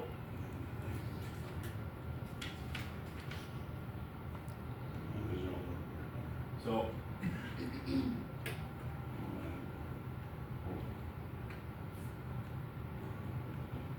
okay, what needs to be done for our district? So, like I mentioned, House Bill 1398 was passed last spring, and it put forward a couple of requirements for school districts across the state. One of the first things that it put into place is that every school district in the state has to approve a integration plan by July 1st of this year. So by the start of our next fiscal year, we have to have a plan approved. And the second thing they put in place was the graduating class of 2026 is required to complete one of two things, either a unit in computer science or have completed the integration plan as outlined by their local school district. So starting next fall, when we submit our reports to DPI through the STARS system, this is going to be one of the check boxes that we have to fill out in our assurances stating that we did in fact approve a plan for our school. So on a real basic level, what is an integration plan? I think if you're going to create something, you should probably know what it is that you're trying to create. And this is a really open-ended plan that you're being asked to approve this spring. It can be as complex or as simplistic as you choose. But on a very basic note, it's approving a plan to make sure that we as a district are fulfilling what the state said in mandating computer science as part of our curriculum here at TGU. So it does not need to have specific lesson plans. It does not need to have specific courses or teachers or any approved coursework. It just has to be a plan that we approve that meets the mandates from the state. So what they've set up, or what we can use as a guidepost for that, are some state standards that they put out, the North Dakota Computer Science and Security Standards. So these were approved in 2019. Now, if you go on to the DPI website, I'm not going to read through those, but the goals of the state standards are listed there. There's 10 of them, and basically it's trying to make sure that our students are good cyber citizens and they are using technology respectfully. When you look at those standards, the standards are created for all grade levels, K through 12, and they each are broken down into 5 different concepts. So when you look at the kindergarten classroom, there's going to be 5 different concepts for those kindergarten students. There's going to be technology systems, computational thinking, informational literacy, computing and society, and digital citizenship. And so every grade, K through 12, is going to have those 5 different concepts and a variety of different standards woven through them. Kindergarten, for example, has 19 different standards total in that document.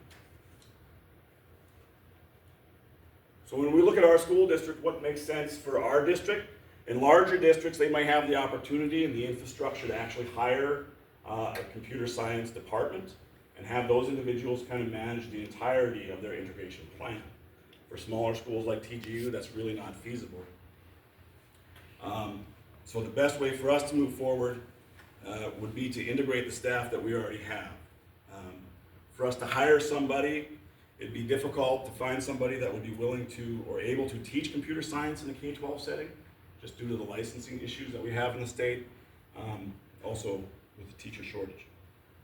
It also means an added expense because you'd have to add at least 1 FTE to handle the cybersecurity program. For us, it's most logical to intertwine the computer science and cybersecurity standards into the classes that we already offer for all of our students. For example, informational literacy standards for freshmen reads that you evaluate accuracy, perspective, credibility, and relevance of information, media, data, and other resources. That lines up pretty well with a lot of different classes. Being a social studies teacher, I can tell you that you teach a lot of those same concepts in that classroom. And so utilizing those standards as a different under a different discipline is something that we, I think, should be able to logically accomplish fairly simplistically. In fact, a lot of the standards, when you look through them, if you go online, they're actually really close to some of the things that we already do, whether it's in the classroom of our regular ed teachers or our library and media classrooms. So the next question is, where do we go from here? Well, if you remember last fall, we did have members of our teacher leadership group that was going through the master's degree program. They worked extensively on these standards and tried to aligning them with our current classroom. And so I think the logical step for us as a district is to build upon the structure that those individuals started for us last fall. Of course, we want to, and part of what my presentation hopes to get here today is some input from you as board members, making sure that you have a voice in this process as well. And then actually on Monday, we have a professional development day in which we're going to sit down and we're going to talk as a full staff about this plan. We're going to look at, and I don't mean to ruin the surprise for some of them that are here, but we're going to look at those standards and how they align with our daily practices already, and try to establish some of the capacity that we have as a district. Also hoping to, at that point, also see what we need to get as far as any supports that they need in the classroom, whether that's curricular supports or probably more specifically professional development, as this may be outside the comfort zone for some of our staff members and their training background. So the hope is that after getting feedback from staff, feedback from the board, what we'll have in the next couple of months, we'll be working on that and be able to present to you either in May or June, whichever you select, a document that you can approve as our integration plan moving forward for our school district. So now I will tell you, there are several districts that do have have gone through this process already, and it's typically about a 3 to 4 page document, very similar. If you look at our plan that we pass every January for the reopening plan that we do, it's a similar document, so it's similar in length to that. So that is really all I have. I just want to let you know kind of where I'm at with it, where our administration is, and that we're going to start those conversations starting next week with our staff members. And I wanted to present that mainly to make sure that you guys were comfortable with where we were, and if there was something that you wanted to add into that process, we had time to allow that to steer the ship as well. So, do you have any questions for me on any of that information? That was kind of a shotgun presentation there, but. Is this more just like then, it's just like it's cybersecurity? So there's two things that I would say, Kurt, to it. So some of it is very much, especially at the lower level, understanding, kind of like I said, what is the internet? So when you type into that Google search, what's exactly happening there? Where's that information going? How do you protect yourself? Creating a secure password. How do you make sure if you're online banking, how do you make sure that you're doing that in a safe way, right? So there's a lot of that to it. At the very upper end of it, they get into some coding, they get into some technical things that are more in a programming type of vein, but the vast majority of it is to create digital citizenship and making sure that our kids understand really, I would say some basic things, like downloading this app is probably not a good idea because you don't know who's on the other end of it. That type of thing. So and I'm guessing there's going to be some discussions about the danger, some of the dangers. There is. So if you, and I can throw the entire book of standards into our folder for you guys. And if you look at the digital citizenship strand specifically, it's almost exclusively about what you're referencing there. Whether it's the dangers of putting your personal information on the internet, how to keep your information safe if you are doing something like online banking, or if you're just registering yourself for an online account with Nintendo, how to keep all of those accounts safe and not share any of your personal information. So there's a pretty heavy component of that. And it also talks a little bit, you know, when I mentioned earlier about social studies and my personal background, it talks a lot about, like, how do you know that a website is to be trusted? So, not necessarily something that you would look at and say, keeping my information safe, but how do I know that it's a trustworthy site that I'm going to? You know, the age-old .org, .edu, yada, yada, yada. Maybe not so much. So there's a lot of things like that along the way where kids can kind of pick up, you know, internet safety, things like that. Any questions? Or comments, I guess, on the, to make sure is included in that plan or anything like this? And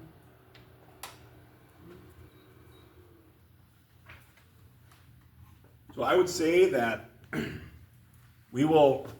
I'll be working on this pretty extensively. And in May, we can revisit this topic, or I think we will revisit this topic, would probably be a better way to put that.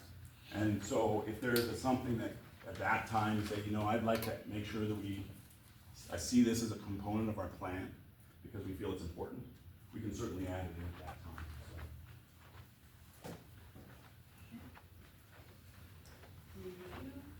we can go to teacher positions at TGU. Once you check. So just kind of want to give an update. We have been doing interviews at the school. Dropbox. Don't have any contracts yet, but I think we're confident about where we're at currently. We do have some interviews coming up again this week, so, or starting tomorrow, so. Are the teachers gonna be teachers that actually majored in what they're gonna be teaching? So far, we're only interviewing individuals who have a background in class. Like background, like substitute teaching, or? No, like a teaching license for, you know, for interviewing for elementary, we're interviewing people with elementary. I'm getting at like the social studies history. So the social studies positions that we're interviewing are social studies teachers, yes. Okay. And then are we still advertising for science? Yes. So I think that's a big portion of where we're having learning loss, is we're sticking teachers in that didn't major in what they're teaching.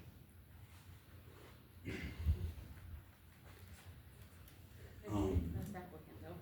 Yeah, us. I said we can only deal with that, or choose from the applicants we have, right? So if we don't have Right, any. well, we but don't yeah. have to pick an English teacher and make them a math teacher, or vice versa, or whatever.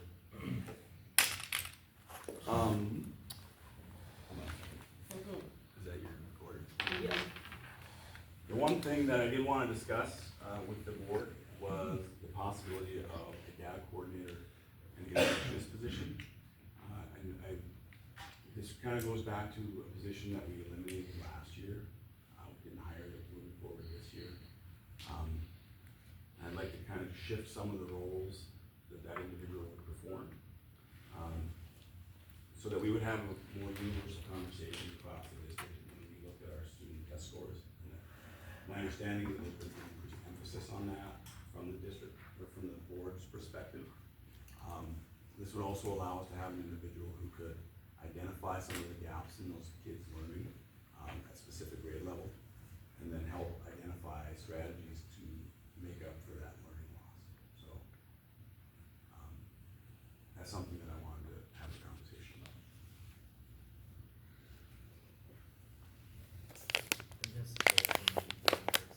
Yeah, so Mrs. Olson did that, and then 2 years ago, Hope Swenson was in this position, and then Hope moved to kindergarten. We have data that supports that hiring one, like, did it improve our test scores and everything? I don't have, like, I guess off the top of my head, I'm not gonna try to guess. No, I know. I know what you're Mrs. asking. Olson was in it for how many years? Did we Yeah. see an increase in our test scores? Mrs. Welton for that, correct? Yeah, Tracy, that you was, had so, yeah, those were different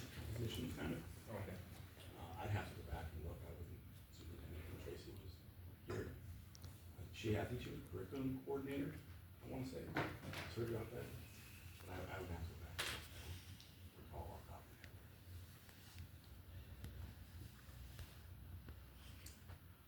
Any other questions about that, or any other info you would like to have before kind of making that decision to open that as a position? Would this position be open the whole district now? Maybe. Well, it would be a district position, and we would open it internally before opening it to the public, so yes, anyone could apply. Yeah, Through both sides? yeah, yep. I know Hope did a great job. I think it would be a good idea, I mean, not to just have a data coordinator, so that way if we wanted certain information, we had somebody working on it, but having an interventionist that can work on definitely the problem spots and maybe help out some students would be a powerful tool going forward, especially when we wanna focus on, you know, our whole conversation around that training was focusing on student outcomes and what tools can we use in order to make our students successful. I mean, I think this is one of them that if utilized correctly, we would probably see quite a bit of benefit out of it.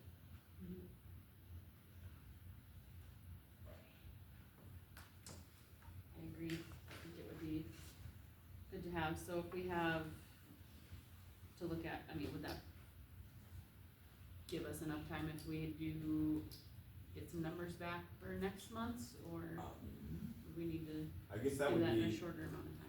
up to you. Yeah. I'd like to open it so that I could get it filled, but I'm also understanding what you guys are at. Yeah, I'd like to see a little bit more of a concise, exactly what they're gonna be doing, salary, you know, all of that.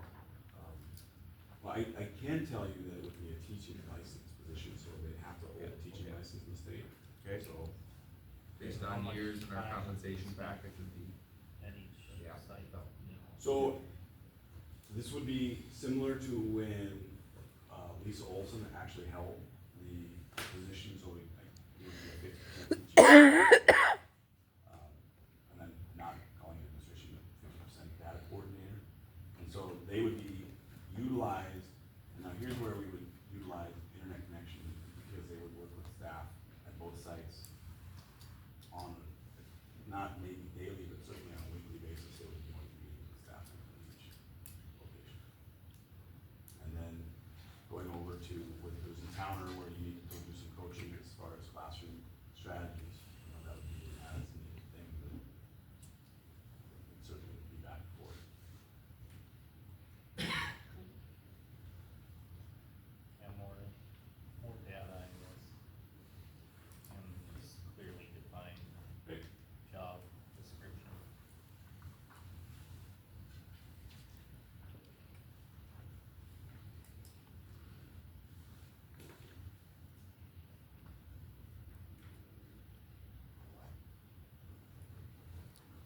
Okay, anything else on that?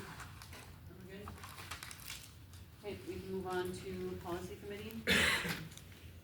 Yes, I requested this to be on the agenda. I think there's some policies coming up that we need to look at, and it's just a lot more efficient if we have a policy committee to look at that and bring the board recommendations. What policies? So, we need to look at our Wednesday night policy. That's an easy one we can do as a board. Okay, there is, like, Kurt would like to talk about transgender policy, if we wanna develop that. We can't, it's a state mandate. Also, that's what needs to be brought forward. My whole problem with not having policy committee is that I sit here and try to pull teeth to get you guys to make a decision on what the policy is gonna say, or what we want it to look like. And it's a waste of everybody's time. Well, I think if it's sent out in advance, I think that, and we have time to look it over, and then you'd have more input instead of just being dropped on us.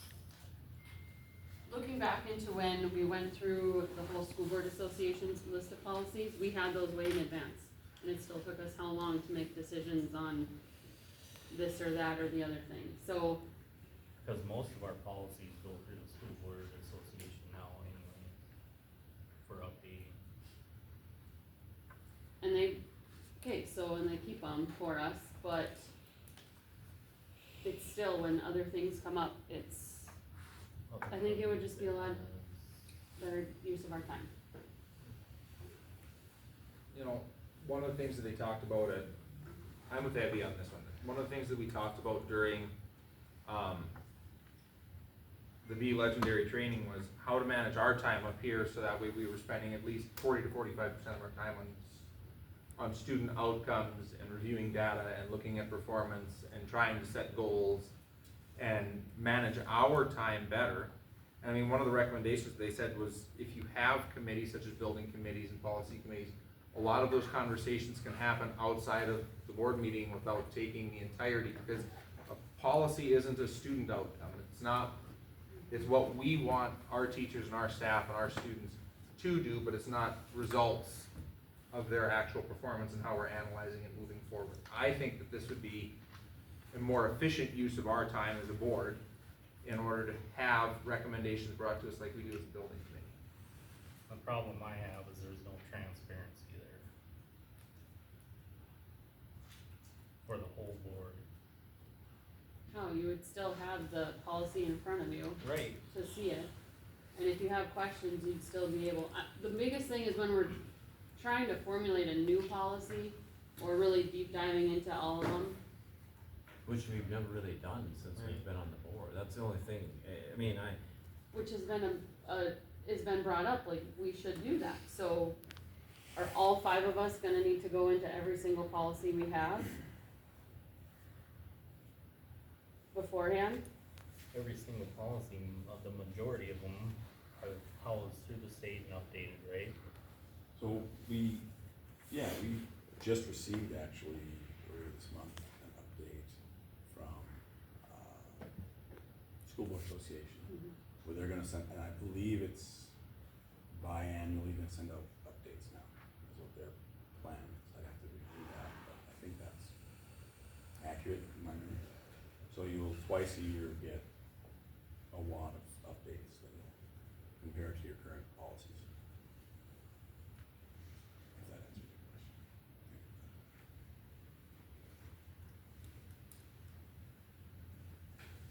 yeah, I don't know. I'm the one that brought up the motion to get rid of the committees, because I think it's better to have all of the business at the one meeting. And we talked about it the other day, about the policy, or about bringing it back, and yeah, I've thought about it since. I would much rather have it as a full board. Just because I think it's better, it just gives a much better transparency look to it, I guess, and we just haven't done any policies since we moved it that way, you know, so. Can you think of one policy we've done? Well, we haven't, but the reason I brought it up again was because there has been questions on some of them, so they should be looked at again. Well, if there's a few here and there, it doesn't take long to go through them. And we could, yeah, put it on the agenda and just go through it at the board meeting. Okay, as long as you guys read through them before actually sitting here at the board meeting, so that we can get something done, is my problem. I don't wanna waste all my night up here, waiting. And we don't either, and So? the thing is, we have a policy that states that we have to have our information so far in advance. And when I go in on Monday night and part of the information that is in my packet is missing, we're violating our own policy. So do we need to relook at that one too? You know, or just, that's why I wanted to bring it up, is Yeah, I don't know. we need to not only streamline things a little bit better, so we're not, Well, I think everybody should be reading our policies if you're on the board. right, and so as long as everybody does their homework, Yeah. so we can get that stuff done, that's fine. But I don't enjoy having to try to pull teeth to get something done, is what I'm saying. Right. As That's long why as I it's not wanted it. sprung on us, we make decisions, you know, if we have time to do our homework.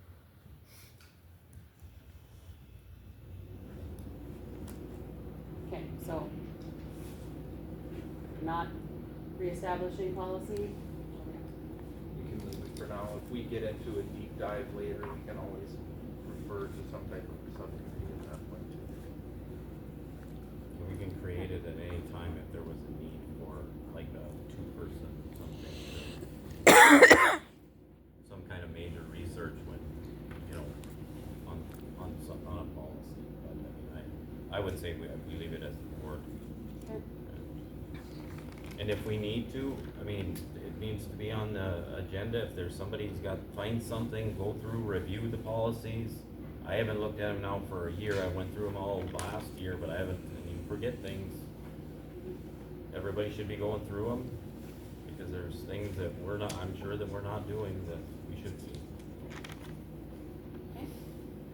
Okay, we can move on to letter I, the puberty conversation with the county nurse. It's, a unit that's been presented to all the 5th and 6th graders. Just wanted to bring it to everybody's attention that those are an opt-in for participation, unit or class time, just cause I know it had been brought up,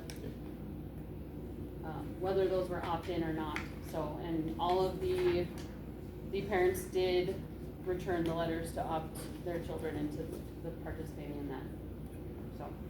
Yep, and the people that were upset with, that I talked to, they had signed a paper, and then, There's a link down there also. Yep, yeah, all the information that was given to the kids was also available to the parents prior to signing those. okay, so my problem isn't with that, then, okay, my problem is, why is this in our school? Why is there a thing called gender identity on this page? Just said that it's not. This is about how you feel and how you think about yourself when it comes to gender. Why is that in our school? Did you have a chance to talk to Nancy about? I realize this That's isn't, outer. I mean, that's, I guess in Eric's report that he sent out, it said that gender, or transgender, gender dysmorphia, and sexual identity were not discussed during this presentation. okay, so how do, but, I mean, this is a, so do we need to talk to Nancy? And then this is a corporate sponsored booklet from Always, right? Okay, so do we not need to talk to the first district health unit? I guess we could have that conversation if we'd like to. Utilize that, Jerry. Yeah, cause I mean, I don't know what any of the I just got this one page because that's what, I had 3 phone calls or whatever about it, you know, and I, personally, I think that's kind of, I don't know why that's there.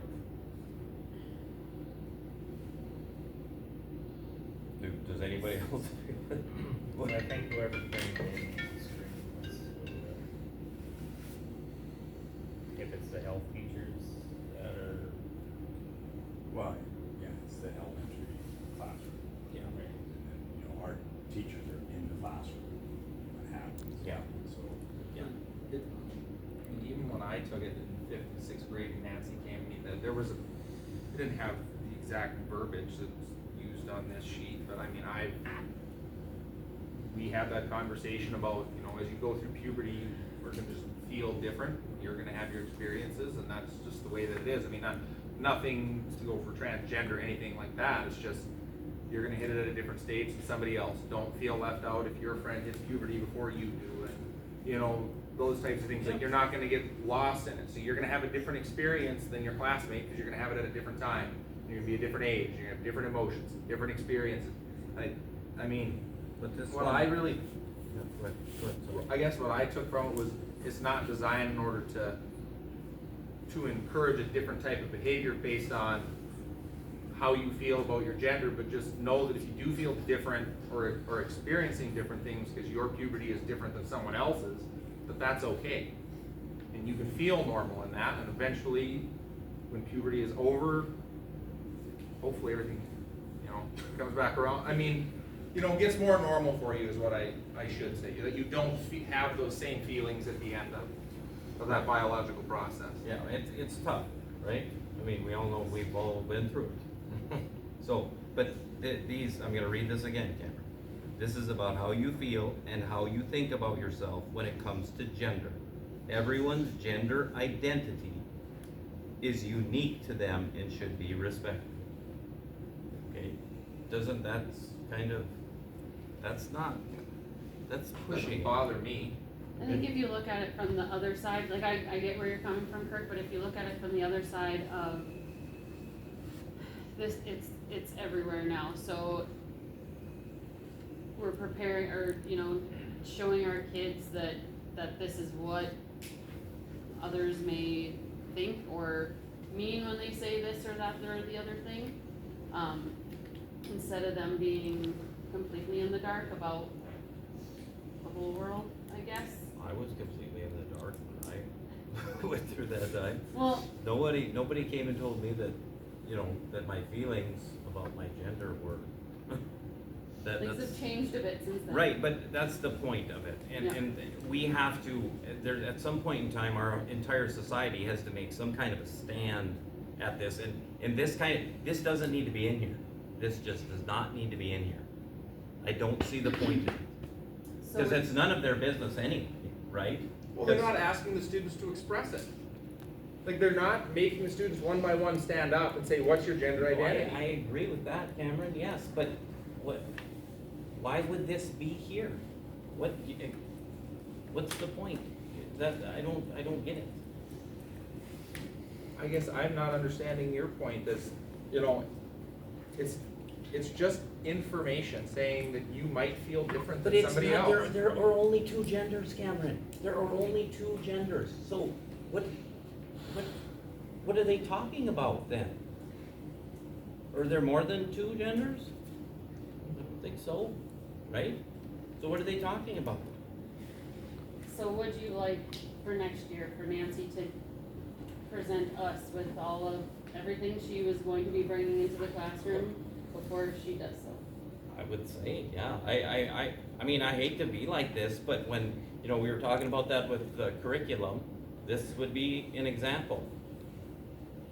Whether it's this or DEI or whatever, this stuff is everywhere. So where do we draw the line when we bring in school presenters? Are we gonna sit here for every 2-hour seminar that every single one of our students are gonna sit through, so we can vet every single word every presenter is gonna say? I don't know. I think the big thing is we wanted everything to be transparent to the parents.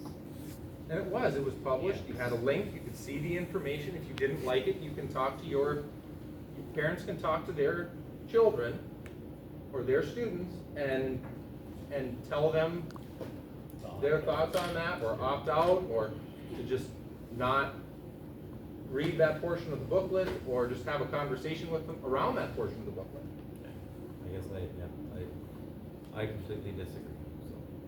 I do think it needs to be screened a little bit. Yeah. Yes, that's good. Okay. So we can move on to letter J, the fire marshal report for the building committee. So, it was sent out to us. I just wanted to actually go over it and just hear from here about some of the things that were found. Okay.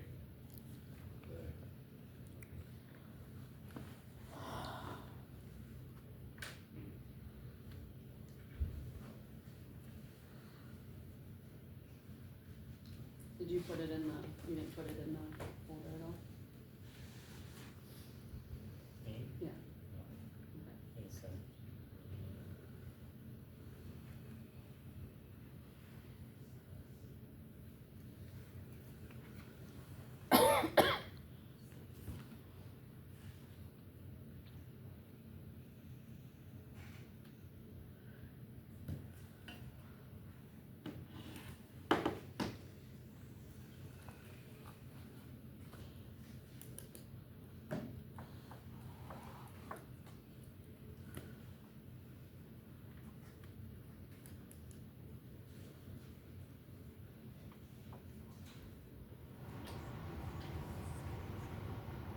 It's, I'm trying to find my canvas.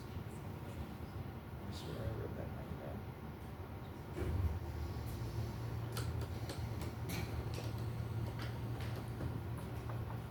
Now my phone.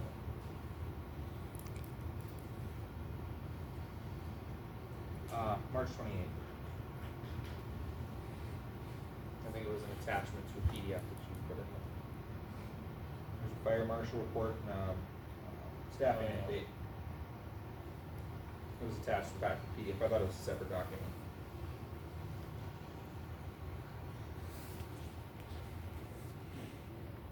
Just part of the weekly updates for March 28th.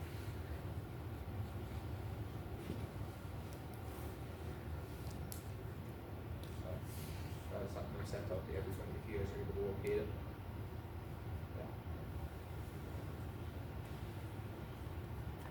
I guess the biggest thing that I have is exposed electrical wiring throughout both schools. This puts students in hazard's way.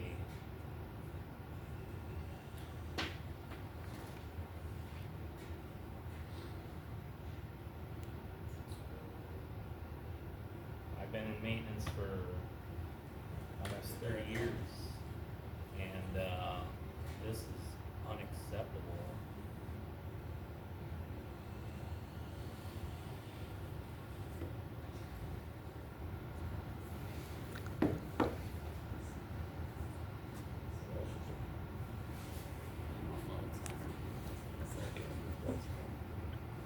Electric equipment, so electrical conduit junction. Relocatable power tower. Yeah. No. I don't know to mine. Extension cords.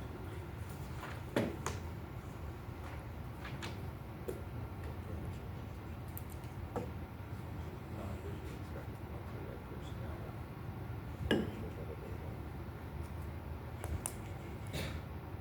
Okay, so Do they we did. go through, who do we go through for the annual servicing of our, who are the ones that are supposed to service our fire extinguishers?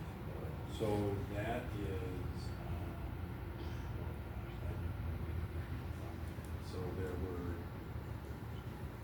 fire extinguisher issued on the Towner report, 906. That portable extinguisher is actually located in the speech classroom, hasn't been changed since 2018 because nobody remembered it was even there. So we took it down and just returned it. There's no reason for it. I think it's a leftover, a remnant from when there was daycare in that part of the school. Because we have our fire extinguisher located annually, and so that one is just. Yeah, that was just one of them, that's just, Terry had saw that one on the report, so. How about the monthly visual inspection? That did not read any place. Ever? Well, I'm guessing this year at least, it does, some list of thinking is that. Oh, those things that are done by Todd, then as part of the maintenance? Unless he assigns someone who asks when the maintenance staff, it's his responsibility.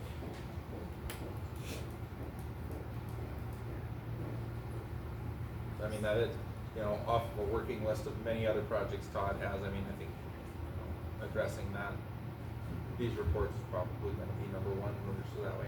I mean, the fire inspector's always gonna find a little something here and there, some of these were fairly extensive that need to be addressed to make sure that they're done. Exactly.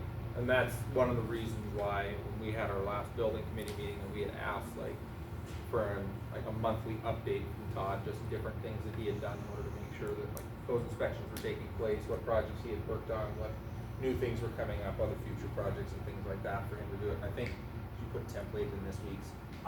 It's really short. I provided a template for the building committee. I did not get that report back because I'm trying to fix the boiler today. I will forward that to the entire committee, or to the entire board at the end of this week. I mean, that's some of the things that we can do in order to monitor and make sure that some of these compliance issues are taken care of on these inspection reports. I mean, something that we'll be watching going forward, definitely. So as a building committee, did you go through and do a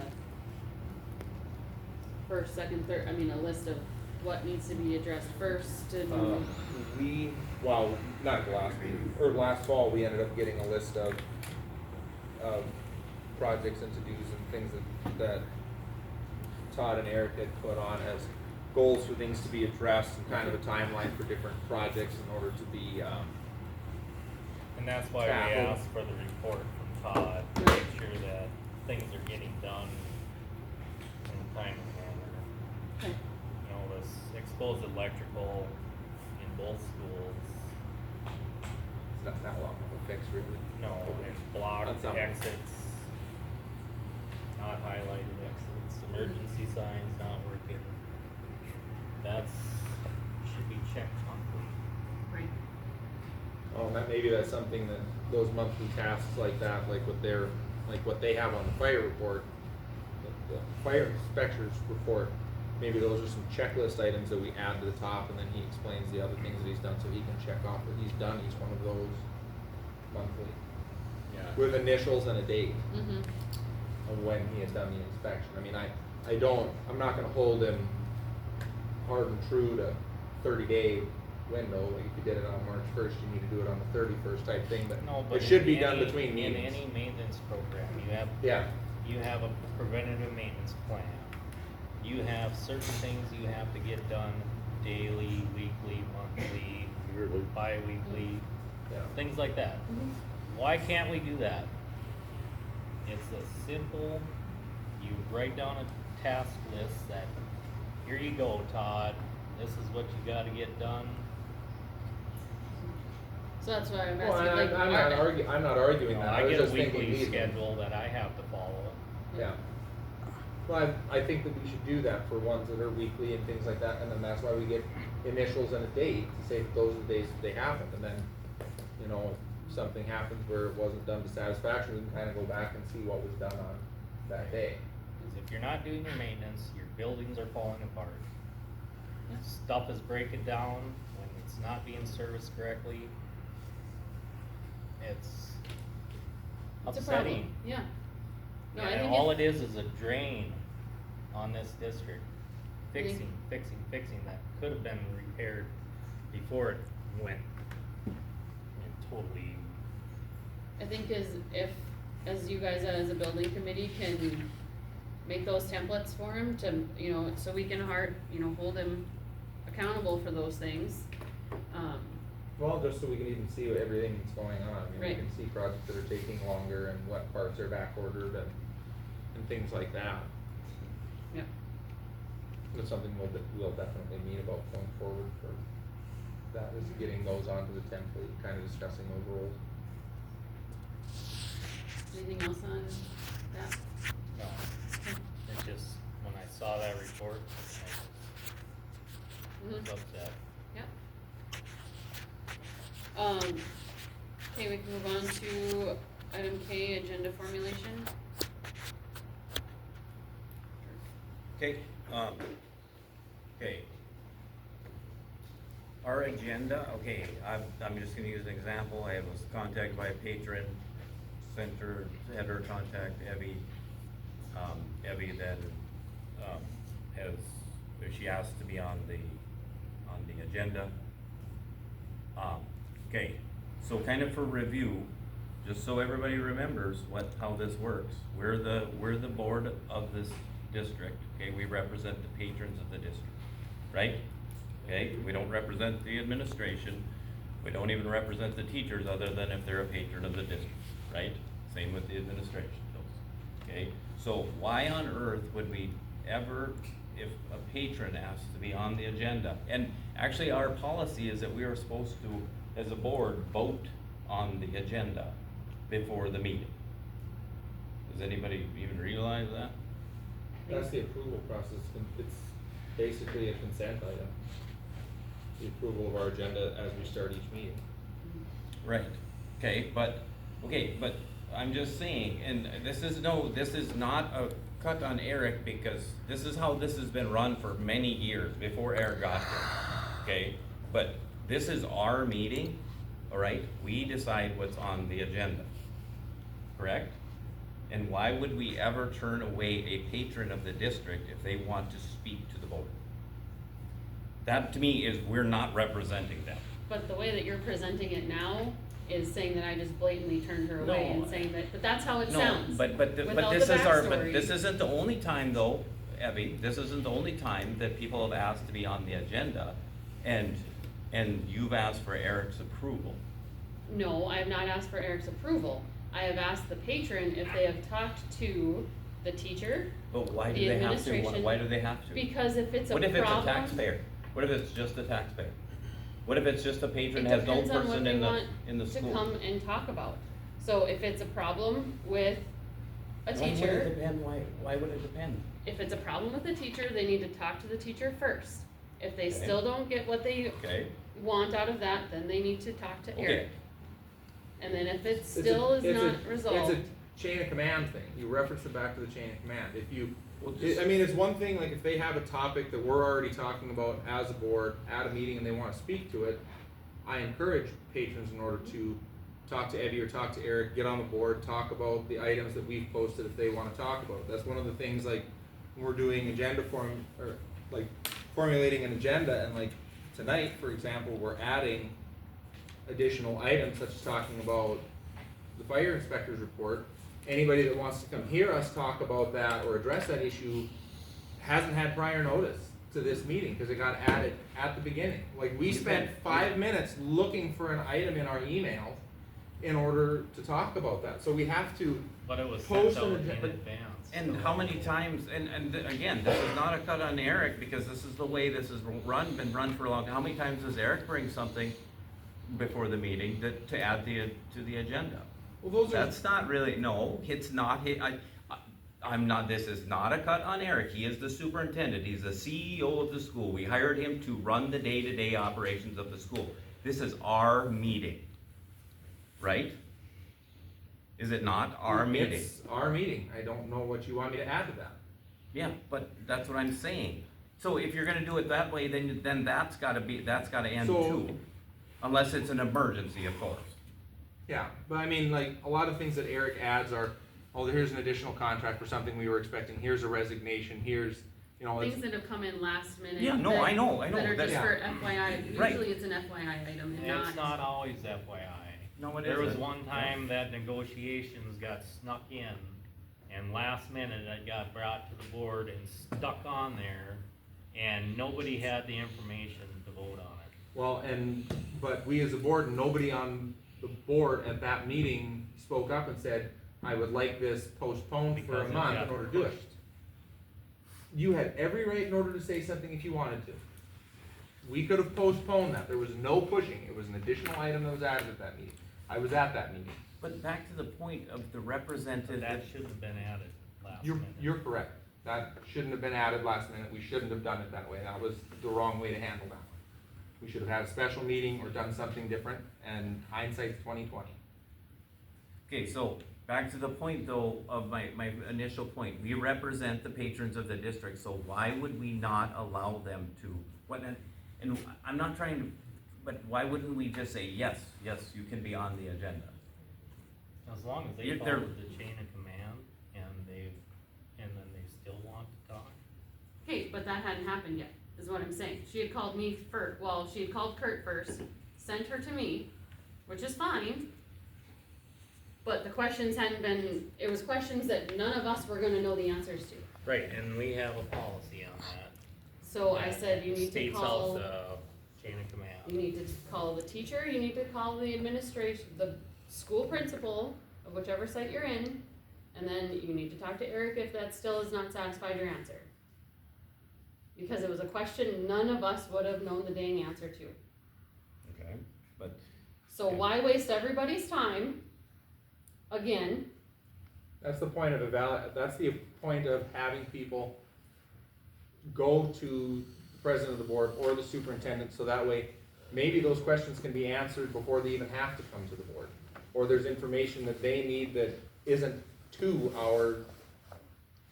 with us in decision-making powers yet. it is their That's the job to important do of those making things. that's the important part of being able to make those phone calls, because maybe there's a remedy that can be satisfied without a full presentation to the board just by talking to Eric. Maybe they'll get an answer that they're looking for. Or they can ask Lori about an item ahead of time. yeah, see, I look at it differently. I look at it, the more you snuff out the people that wanna talk to us as a board because we represent them, the less that they're going to bring up that maybe things that they want changed in their school, okay? And it may have nothing to do with the chain of command. They may not have an issue with a principal or a superintendent or even a teacher, okay? Do you understand that part of it? But And I'm this trying was- to think of an example where someone like that wanted to add something to our district or have a change, such as, I'm just thinking of the dance competition, like we allowed those individuals in order to come because it was going to better students, provide more opportunities, things like that. But I mean, they still asked. I mean, it's not that hard in order to talk to Evie or Eric or to talk to another board member. Right, but to they ask shouldn't, them to they be- shouldn't talk, they don't need to talk to Eric to get on the agenda, they should talk to Evie. She's the president of the board, and then we should approve it, Yeah. right? Or he can talk, I mean, that's the other thing is they can talk to us, and if we would like to have that conversation at a board meeting, we, as other board members, can talk to Eddie and ask for it to be put on the agenda, or talk to Eric and say, I'd like to talk about this item. Like, just because we have a patron that's concerned about something doesn't preclude us from wanting it on the agenda. to Yeah, have no, that I conversation. agree with that, yes, I do, I agree with that, but, yeah, okay, my feeling on it is that, well, and it's the same thing with going back to that policy that we had of the availability to talk before the board for 5 minutes. It's a limited amount of time, and your patrons should deserve an opportunity to discuss something if they would like to. And I still don't understand why that's such a big deal, but it's kind of the same thing here. I think there needs to be more direct representation that way. I don't think they should have to go through the superintendent necessarily to get on our board agenda.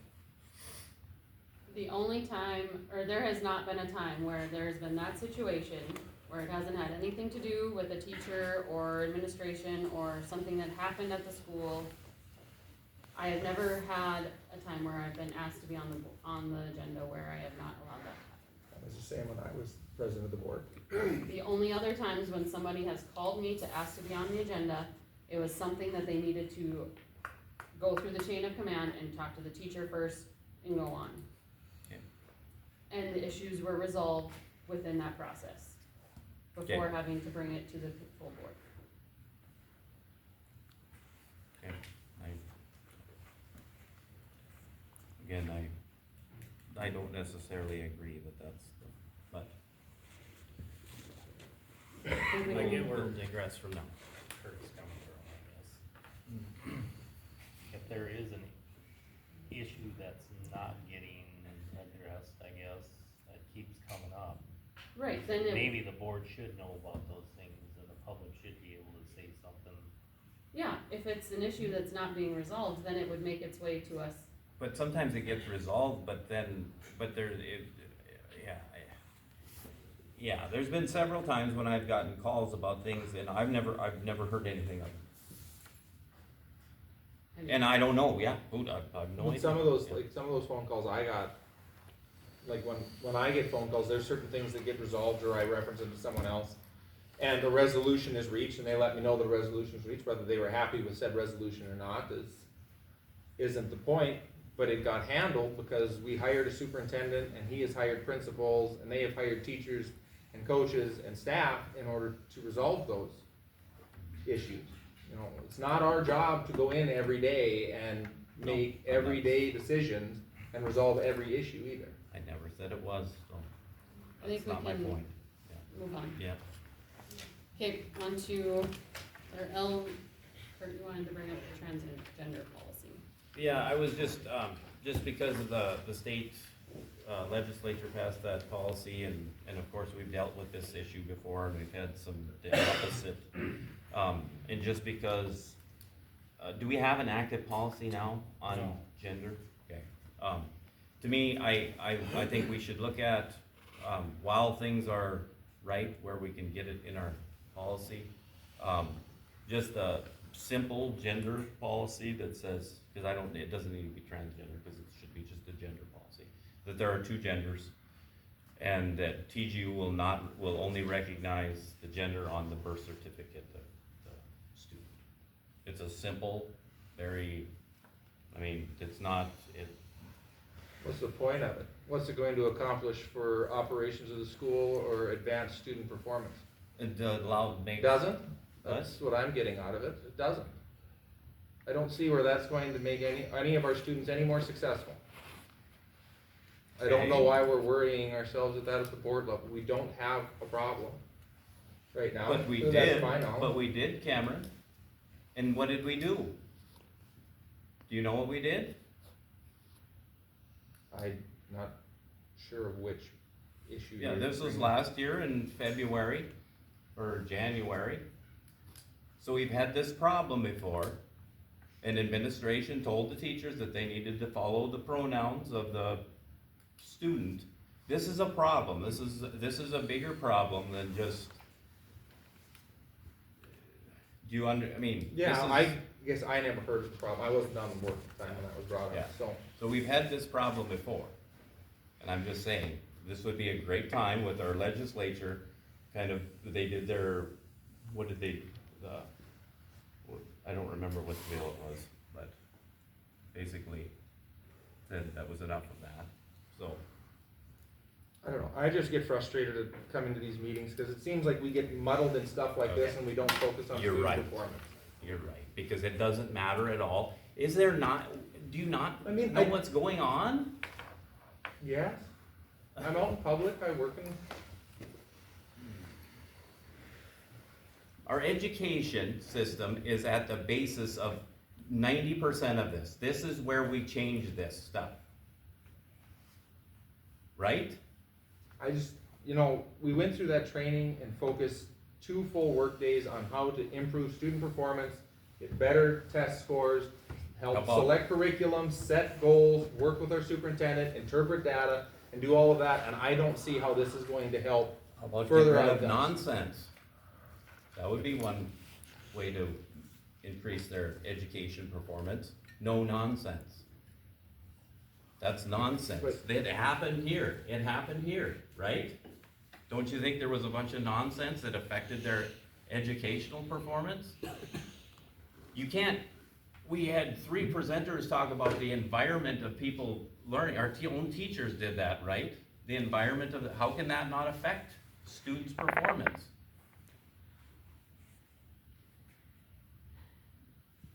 Do we know, is there any other, have you looked into it, is there any other? No, schools that have I just want to any- introduce it, this isn't necessarily going away. But I wanted to hear what anybody has to say about it. I don't think it would be hard to make it up. But I don't know of any other school districts that have it. Okay. I think we can move on from that. Go on to Towner and Granville's student board members' reports. One would like to go first. Go for it. This has been a very long meeting already, so I'm just going to make this as short and sweet as possible. I want to mention our prom because it was honestly such an amazing experience. I think we just need to take a moment to appreciate the work that both the juniors and the faculty put into that. It was absolutely amazing. I was super tired by the end of it. We had our baseball and track teams starting practice. Baseball had their first game yesterday. I believe they lost the first one and won the second one. I think there's only 4 people from Granville who participated in that, but they have been super excited about it, so I thought I'd throw it in there. Our our honor society has selected what freshmen are going to be inducted. Our induction will be held by Maggie Grant and our current honor society chapter on May 2nd. Super excited to welcome a bunch of new people in. And then we have our spring concert on April 29th. And then I did have one concern brought to me. A couple of our students have addressed that we've been having a hard time communicating with teachers on rubrics. So setting structured rubrics with what's expected and structured dates with how we can expect that has been kind of, I don't want to say falling apart, but after like quarantine, it's definitely been slipping away from us, and I think it is something that helped especially our 7th and 8th grade students get structured into a high school setting. So I think it's important that we communicate that with our teachers to have those expectations just down and ready. Any questions? Thank you. Guy? Prom had a big turnout last weekend. There was a lot of activities and good prizes for all grades after prom. This week in school, grades 3 through 8th and 10th grade have been state testing for a couple days now. And we have the Honor Society convention. Almost all the students that are in Honor Society are going to that. We also had the boys basketball awards night last night, and also have the junior senior banquet tomorrow. And then the girls basketball awards night is coming up on the 22nd. And so as the end of the year is almost here, there are a lot of things closing up and coming to an end. So that's it. Thank you. On to superintendent report. Not a lot to add to that. Spent a little bit of time the last week or so trying to get a boiler situation in town under control. Hopefully get that remedied and have a positive outcome there. But other than that, I think we've got pretty much everything in that report at this point. And I will just add, before I turn it over to the other two, Ms. Wellstead was sick today, so that's why she's not here.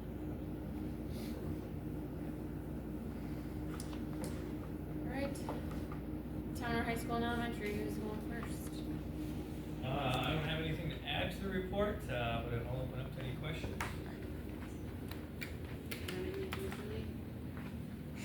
It's a busy month and we're almost in May.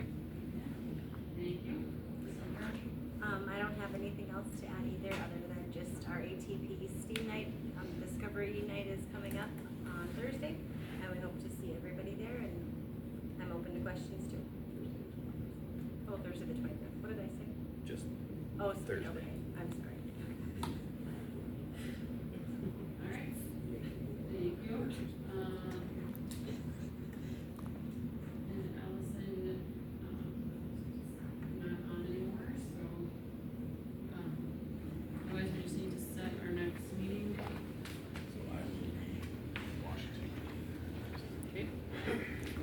The second Wednesday will be out.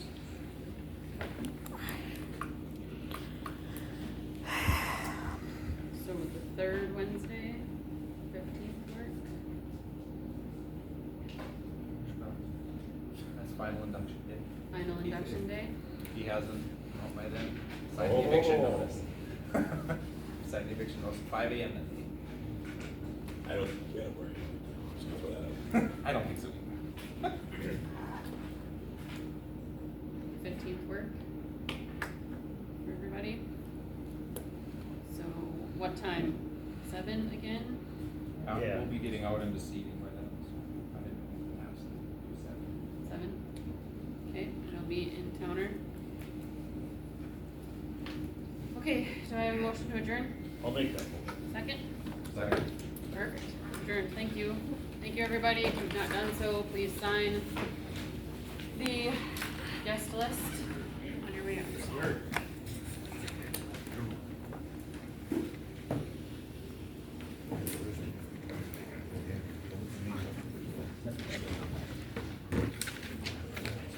I don't know what you're referencing there, but I don't turn people away. I just tell them, this is your guys'.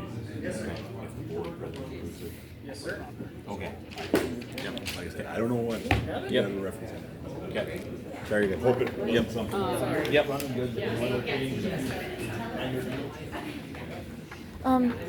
From what I understand, there aren't many parents that attend. Are you instructors or are you parents? Okay, because I was told I was the only one that wasn't an instructor, a student representative, or a board member when I first recorded the board back last fall. Nope, I gotta go. Oh, I got kids at rats. home that are sick. Yeah, well, I just wanted to tell you I really liked what you did. I know it kept you guys there longer, but especially about giving us a voice, but also about that stuff about, not recognizing students' pronouns and there only being 2 genders. Yeah, thank you. Thank you.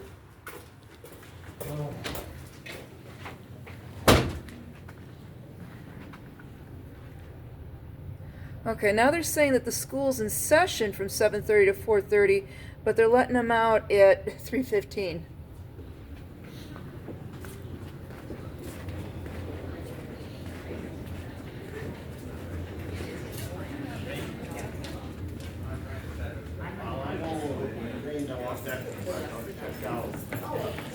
Sir, I'm just curious. Do you work for the school or? No, I do not. Are you a parent? Grandparent. Oh. All my kids are All your kids at the Towner School. I'm an old maid. When I first came here, I wanted to I wanted to check this place out, and I kept thinking, oh, it'd be a wonderful thing if my sister could bring her kids here instead of going to one of the inner city schools. But after the way they reacted with me just trying to record school board meetings and other basic stuff, it really has me concerned. Plus the part where people aren't even allowed to speak. You're absolutely right. We've been fighting for the right to speak for a long time. Yeah, I figured making videos of the school board and then posting them where I can, people can leave comments would be a way for people to speak, but it's really hard to download files that are an hour or longer, so I'm having a hard time there. But once I get them up on the internet, I'll try to tell people where they are, okay? Okay. By the way, don't forget to contact the board members that are speaking, that say stuff that you agree with. I noticed that one guy in the red shirt, he really said some important stuff about giving us our voice. I never got told about the chain of command. I was just basically abused and embarrassed about how dare I do that, how dare I ask questions or try to get involved if I didn't have a kid here. And it's like, just because I don't have a kid here doesn't mean I can't care about the community or have a voice. I might have more time than the parents do and be able to listen to them. I was actually working with somebody who's showing me the school's reading scores and stuff, and that part where those 2 board members were talking about, the curriculum that they wanted to put in, how it was more expensive, but it helped another school get up a little bit higher in the points, and one of them pointed out, hey, the school's still under par. Why don't we have the ones that are succeeding? Why don't we go check out their curriculum and see if we can't get that over at our school? And we weren't allowed to cheer or say anything. Yeah, I agree. Yeah, sorry. I kind of wanted to put it in. Anyways, I get told there's something wrong with me for trying to record public meetings. But you saw it, they dropped their recording device over there. A lot of your big schools do it automatic without having somebody else do it. So Yeah. I know we've talked about that many times. It doesn't seem like it gets anywhere. Yeah, that's basically it. Minot automatically posts their council meetings on YouTube, and it's acknowledged as an accessible place, but I'm starting to notice online when I started looking for it, they're trying to shut people out of these schools. I think it's because of people that are trying to say, hey, only the gender that a baby has, only the gender that a kid's born at should be in that bathroom. Or only that, boys should not be competing in girls' sports. I agree, they shouldn't be. Anyways, I better shut my face. I kid you not, they have been pulling the worst stuff. They actually tried to get them to kill me as far as it went with me recording in public, and it just got really sick. I guess I better stop talking about that. Yeah, they tried to say that there was something wrong with me, that I was somehow sexually attracted to everything I was filming. And it's like, you're kidding me. I filmed trees, rocks, and snow. I'm an old maid. Okay. Yeah.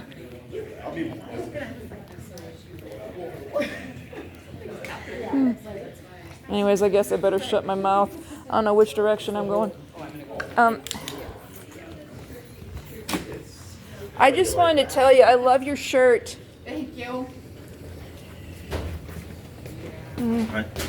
You look like you're getting a little tired in that meeting. I am tired. 2.5 hours, that's enough. Yeah, but don't you remember that they've got a lot of problems in some of these other schools where the opposite sex is trying to use the wrong bathroom. I believe it.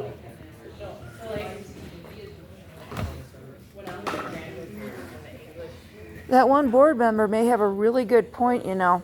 This might be a good time to try to resolve stuff so that, you know, students are protected. If the state tries to force curriculum on you, you'll already have some bylines to try to deflect it. Exactly.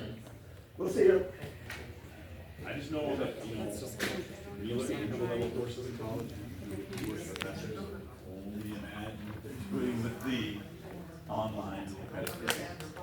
Probably not.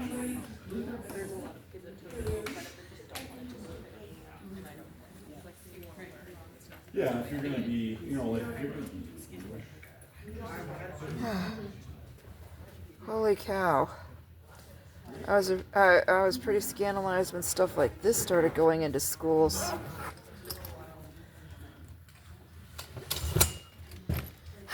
This is definitely something as a citizen I like to record. I'm not saying people can't have that they shouldn't have stuff that people want to read, but okay, they've just got the Hunger Games book.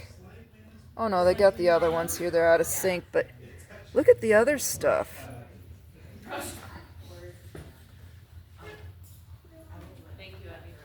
This is kind of really bad if they've got a whole bunch of occult stuff in here. On the full time. No. I love it. I lose my, see you. I lose my train. I lose my train. Excuse me. I have never heard anything about a chain of command as far as being able to speak at the school board, or at least not much. How many people are able to go through this chain of command to have time to speak at the school board? It depends on what they want to speak to the school board about. If it's something that happened during the school day, between kids or with the teacher, they need to talk to that teacher first. No kidding. If their problem is not resolved, then they need to go to the building principal. If it is then not resolved, then it needs to go to the superintendent. If even then it is not resolved, then it comes to the board. And then we will hear so that we need to start talking to teachers and the principal about school policies. Well, no, school policy is a different story, but you can call at any time and ask any questions about policies that you have. That's nice, we can ask questions and research should be done, but if a person wants to speak to the school board pertaining to policies or laws that you're seeing in the state or trends, okay, and once we've done that, can we request speaking to the school board? You can always request us to speak at the school board meeting. But we don't have a right to. Correct. And it has to be... And there's nothing clearly posted about the times, dates, locations of where the school board is or meets, even though it moves around. Are always posted. The two places that our meetings occur are in this building, at the Granville site, and at the Towner site. Yes, two different places, Yes, and so the that we can days share and the times vary. And because we have to make sure that it's for all 5 of us on the board, plus our I administrators are able searched to your be site there. today about the day and time. I couldn't find it. I tried searching for a calendar. None appeared. Well, then you're not searching in the right spot because they're all very clearly TGU labeled Granville on the website. website for TGU North Dakota. Excuse me, for North Dakota. So you went to our website and you still couldn't find the calendar? I could not find the calendar. It's very easily placed on the website, and I'm sorry you couldn't find it, but it's there, and no one else has a problem finding out when our meetings are. You can also call the school office at any time to find out the date, time, and location of our. Oh yeah, I know, and the school office cannot answer me at any date, in any date and time when they're open, and they That's can really go ahead and weird say they because don't anytime know. I call the school office, someone answers every time. So Okay. either you're calling at 6 o'clock at night when nobody's here, or you're calling at 6 a.m. when No, also I nobody am is calling here. at 1 p.m. Okay, well then you should have no 1:15, problem getting a hold of anyone. 2:45. Okay. I'm sorry that your phone call hasn't been answered, but Phone I don't calls. know why it wouldn't be. So, By the way, is this the hours for the building? I got told that school got let out at 3:15. it does. We have kids in the school though for our after hours program until 4:30. Okay. So the entire, so the building outside of the office is open till 4:30. What are the office hours itself? From 7:30 until probably 4 o'clock. Okay.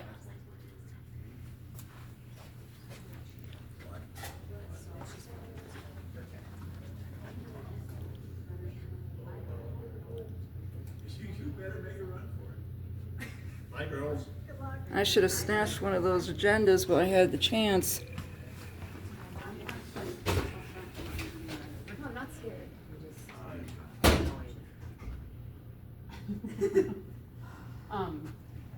Yeah. Okay. I did have another thing to talk to you about, but since it's Every over time you 9 o'clock, push so- it's only 11 Every time you bring them to meetings, I'm like, oh my god, if I can just hold one right You now. can hold one next time. I'll keep one. Something, They can give my report with me. from today? They would love No, that. That's exactly. I was called The a toddler, you staff can member. Yeah. He repeats Based on, everything. like, I'll be like, hey. professional leave discrepancies. How's that going for you? So it's great to hear. It's going. Yep. Yeah, so, I told her I'd talk to her about it. She hadn't talked to me about it. oh, okay. I'm kinda waiting for that, maybe I'm overly stubborn, but I feel like, I'm right here.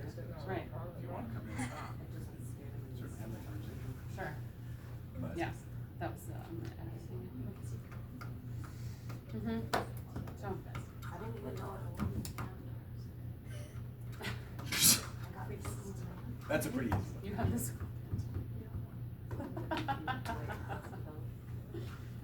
A very long meeting. Oh.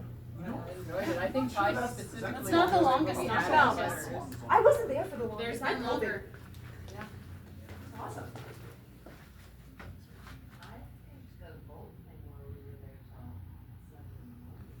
That was a.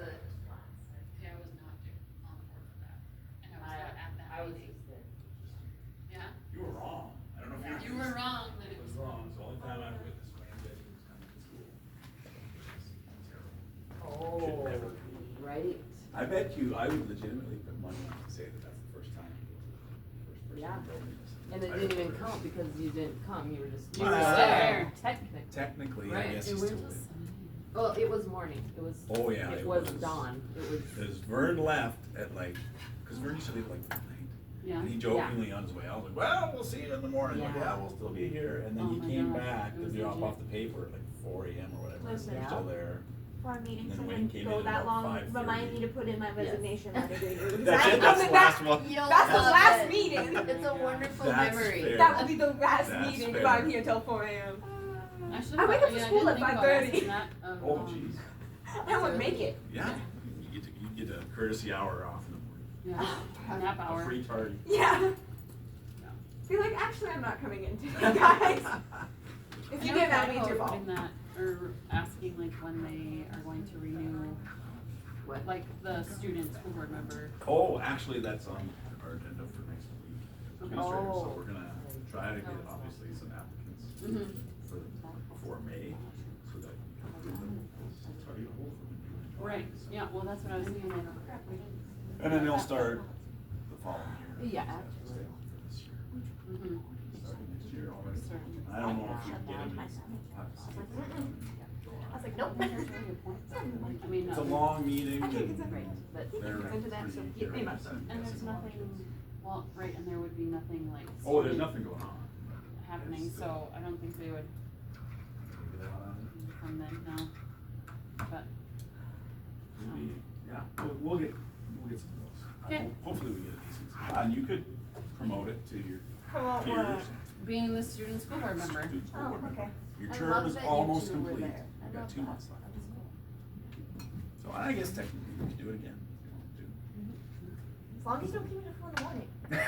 Hey, Three. that is a promise I hope We to. talked a lot about not wasting our time. You did talk That about was it. a big. As long as we can do that, I'm chilling. I don't like Hey. waste my time, love it. Excuse me. Oh, excuse me. I gotta like to be fill over a by time. bottle for a baby. You sound so You glad. sound very begrudging about that. So glad. Such a good dad. I miss that, kind of. Not really. I mean, there's an episode of The Middle where they're like, if I could go back to that song, I'd take the notepad and I'd sniff it. Because you don't want to go back to I think I that. saw a meme about that. Right, yeah. Yeah. Well, my mom's friend just had a newborn baby, and she's the same age as my mom, 41, 42, around there. And I was like, hey, Mom, you want no more newborn babies? And she goes, my baby's 14, I'm done. I'm good. And I was like, Yep. why? Because it's a lot. She didn't think it was as funny But- as I did. I thought I needed a new baby sibling. She was like, no. I'm not scared. Want me to shut the door behind me? I'll just go up. Okay. Well, have a good night, ladies. Alright, have a good night. Have a good night, Mr. Speed. Have a good night.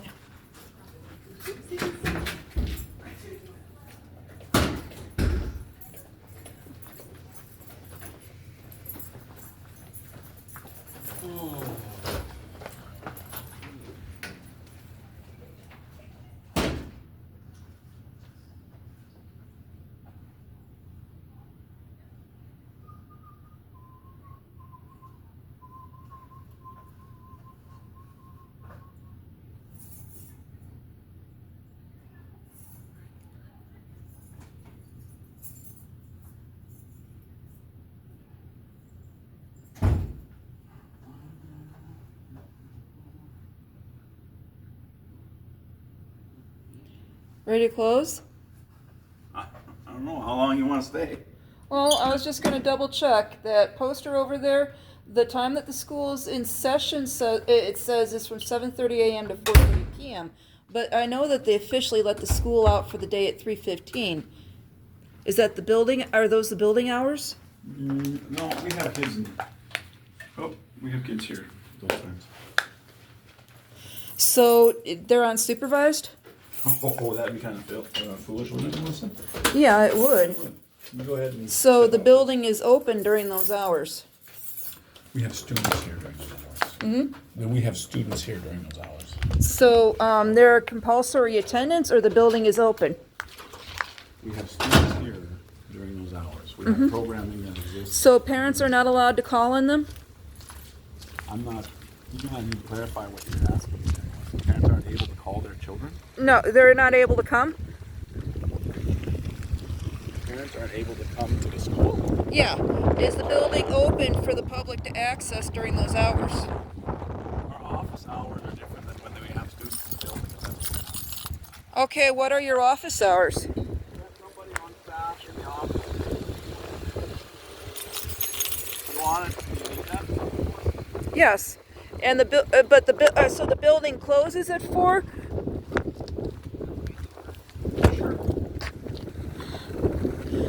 Because it says till 4:30.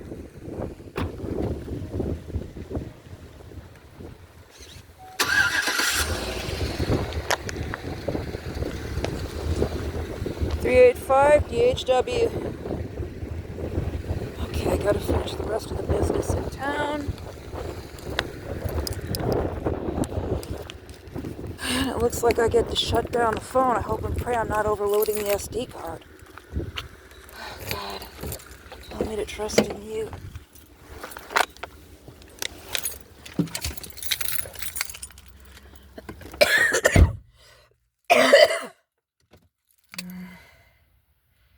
Okay, let's shut her down. Almost 3 hours on here.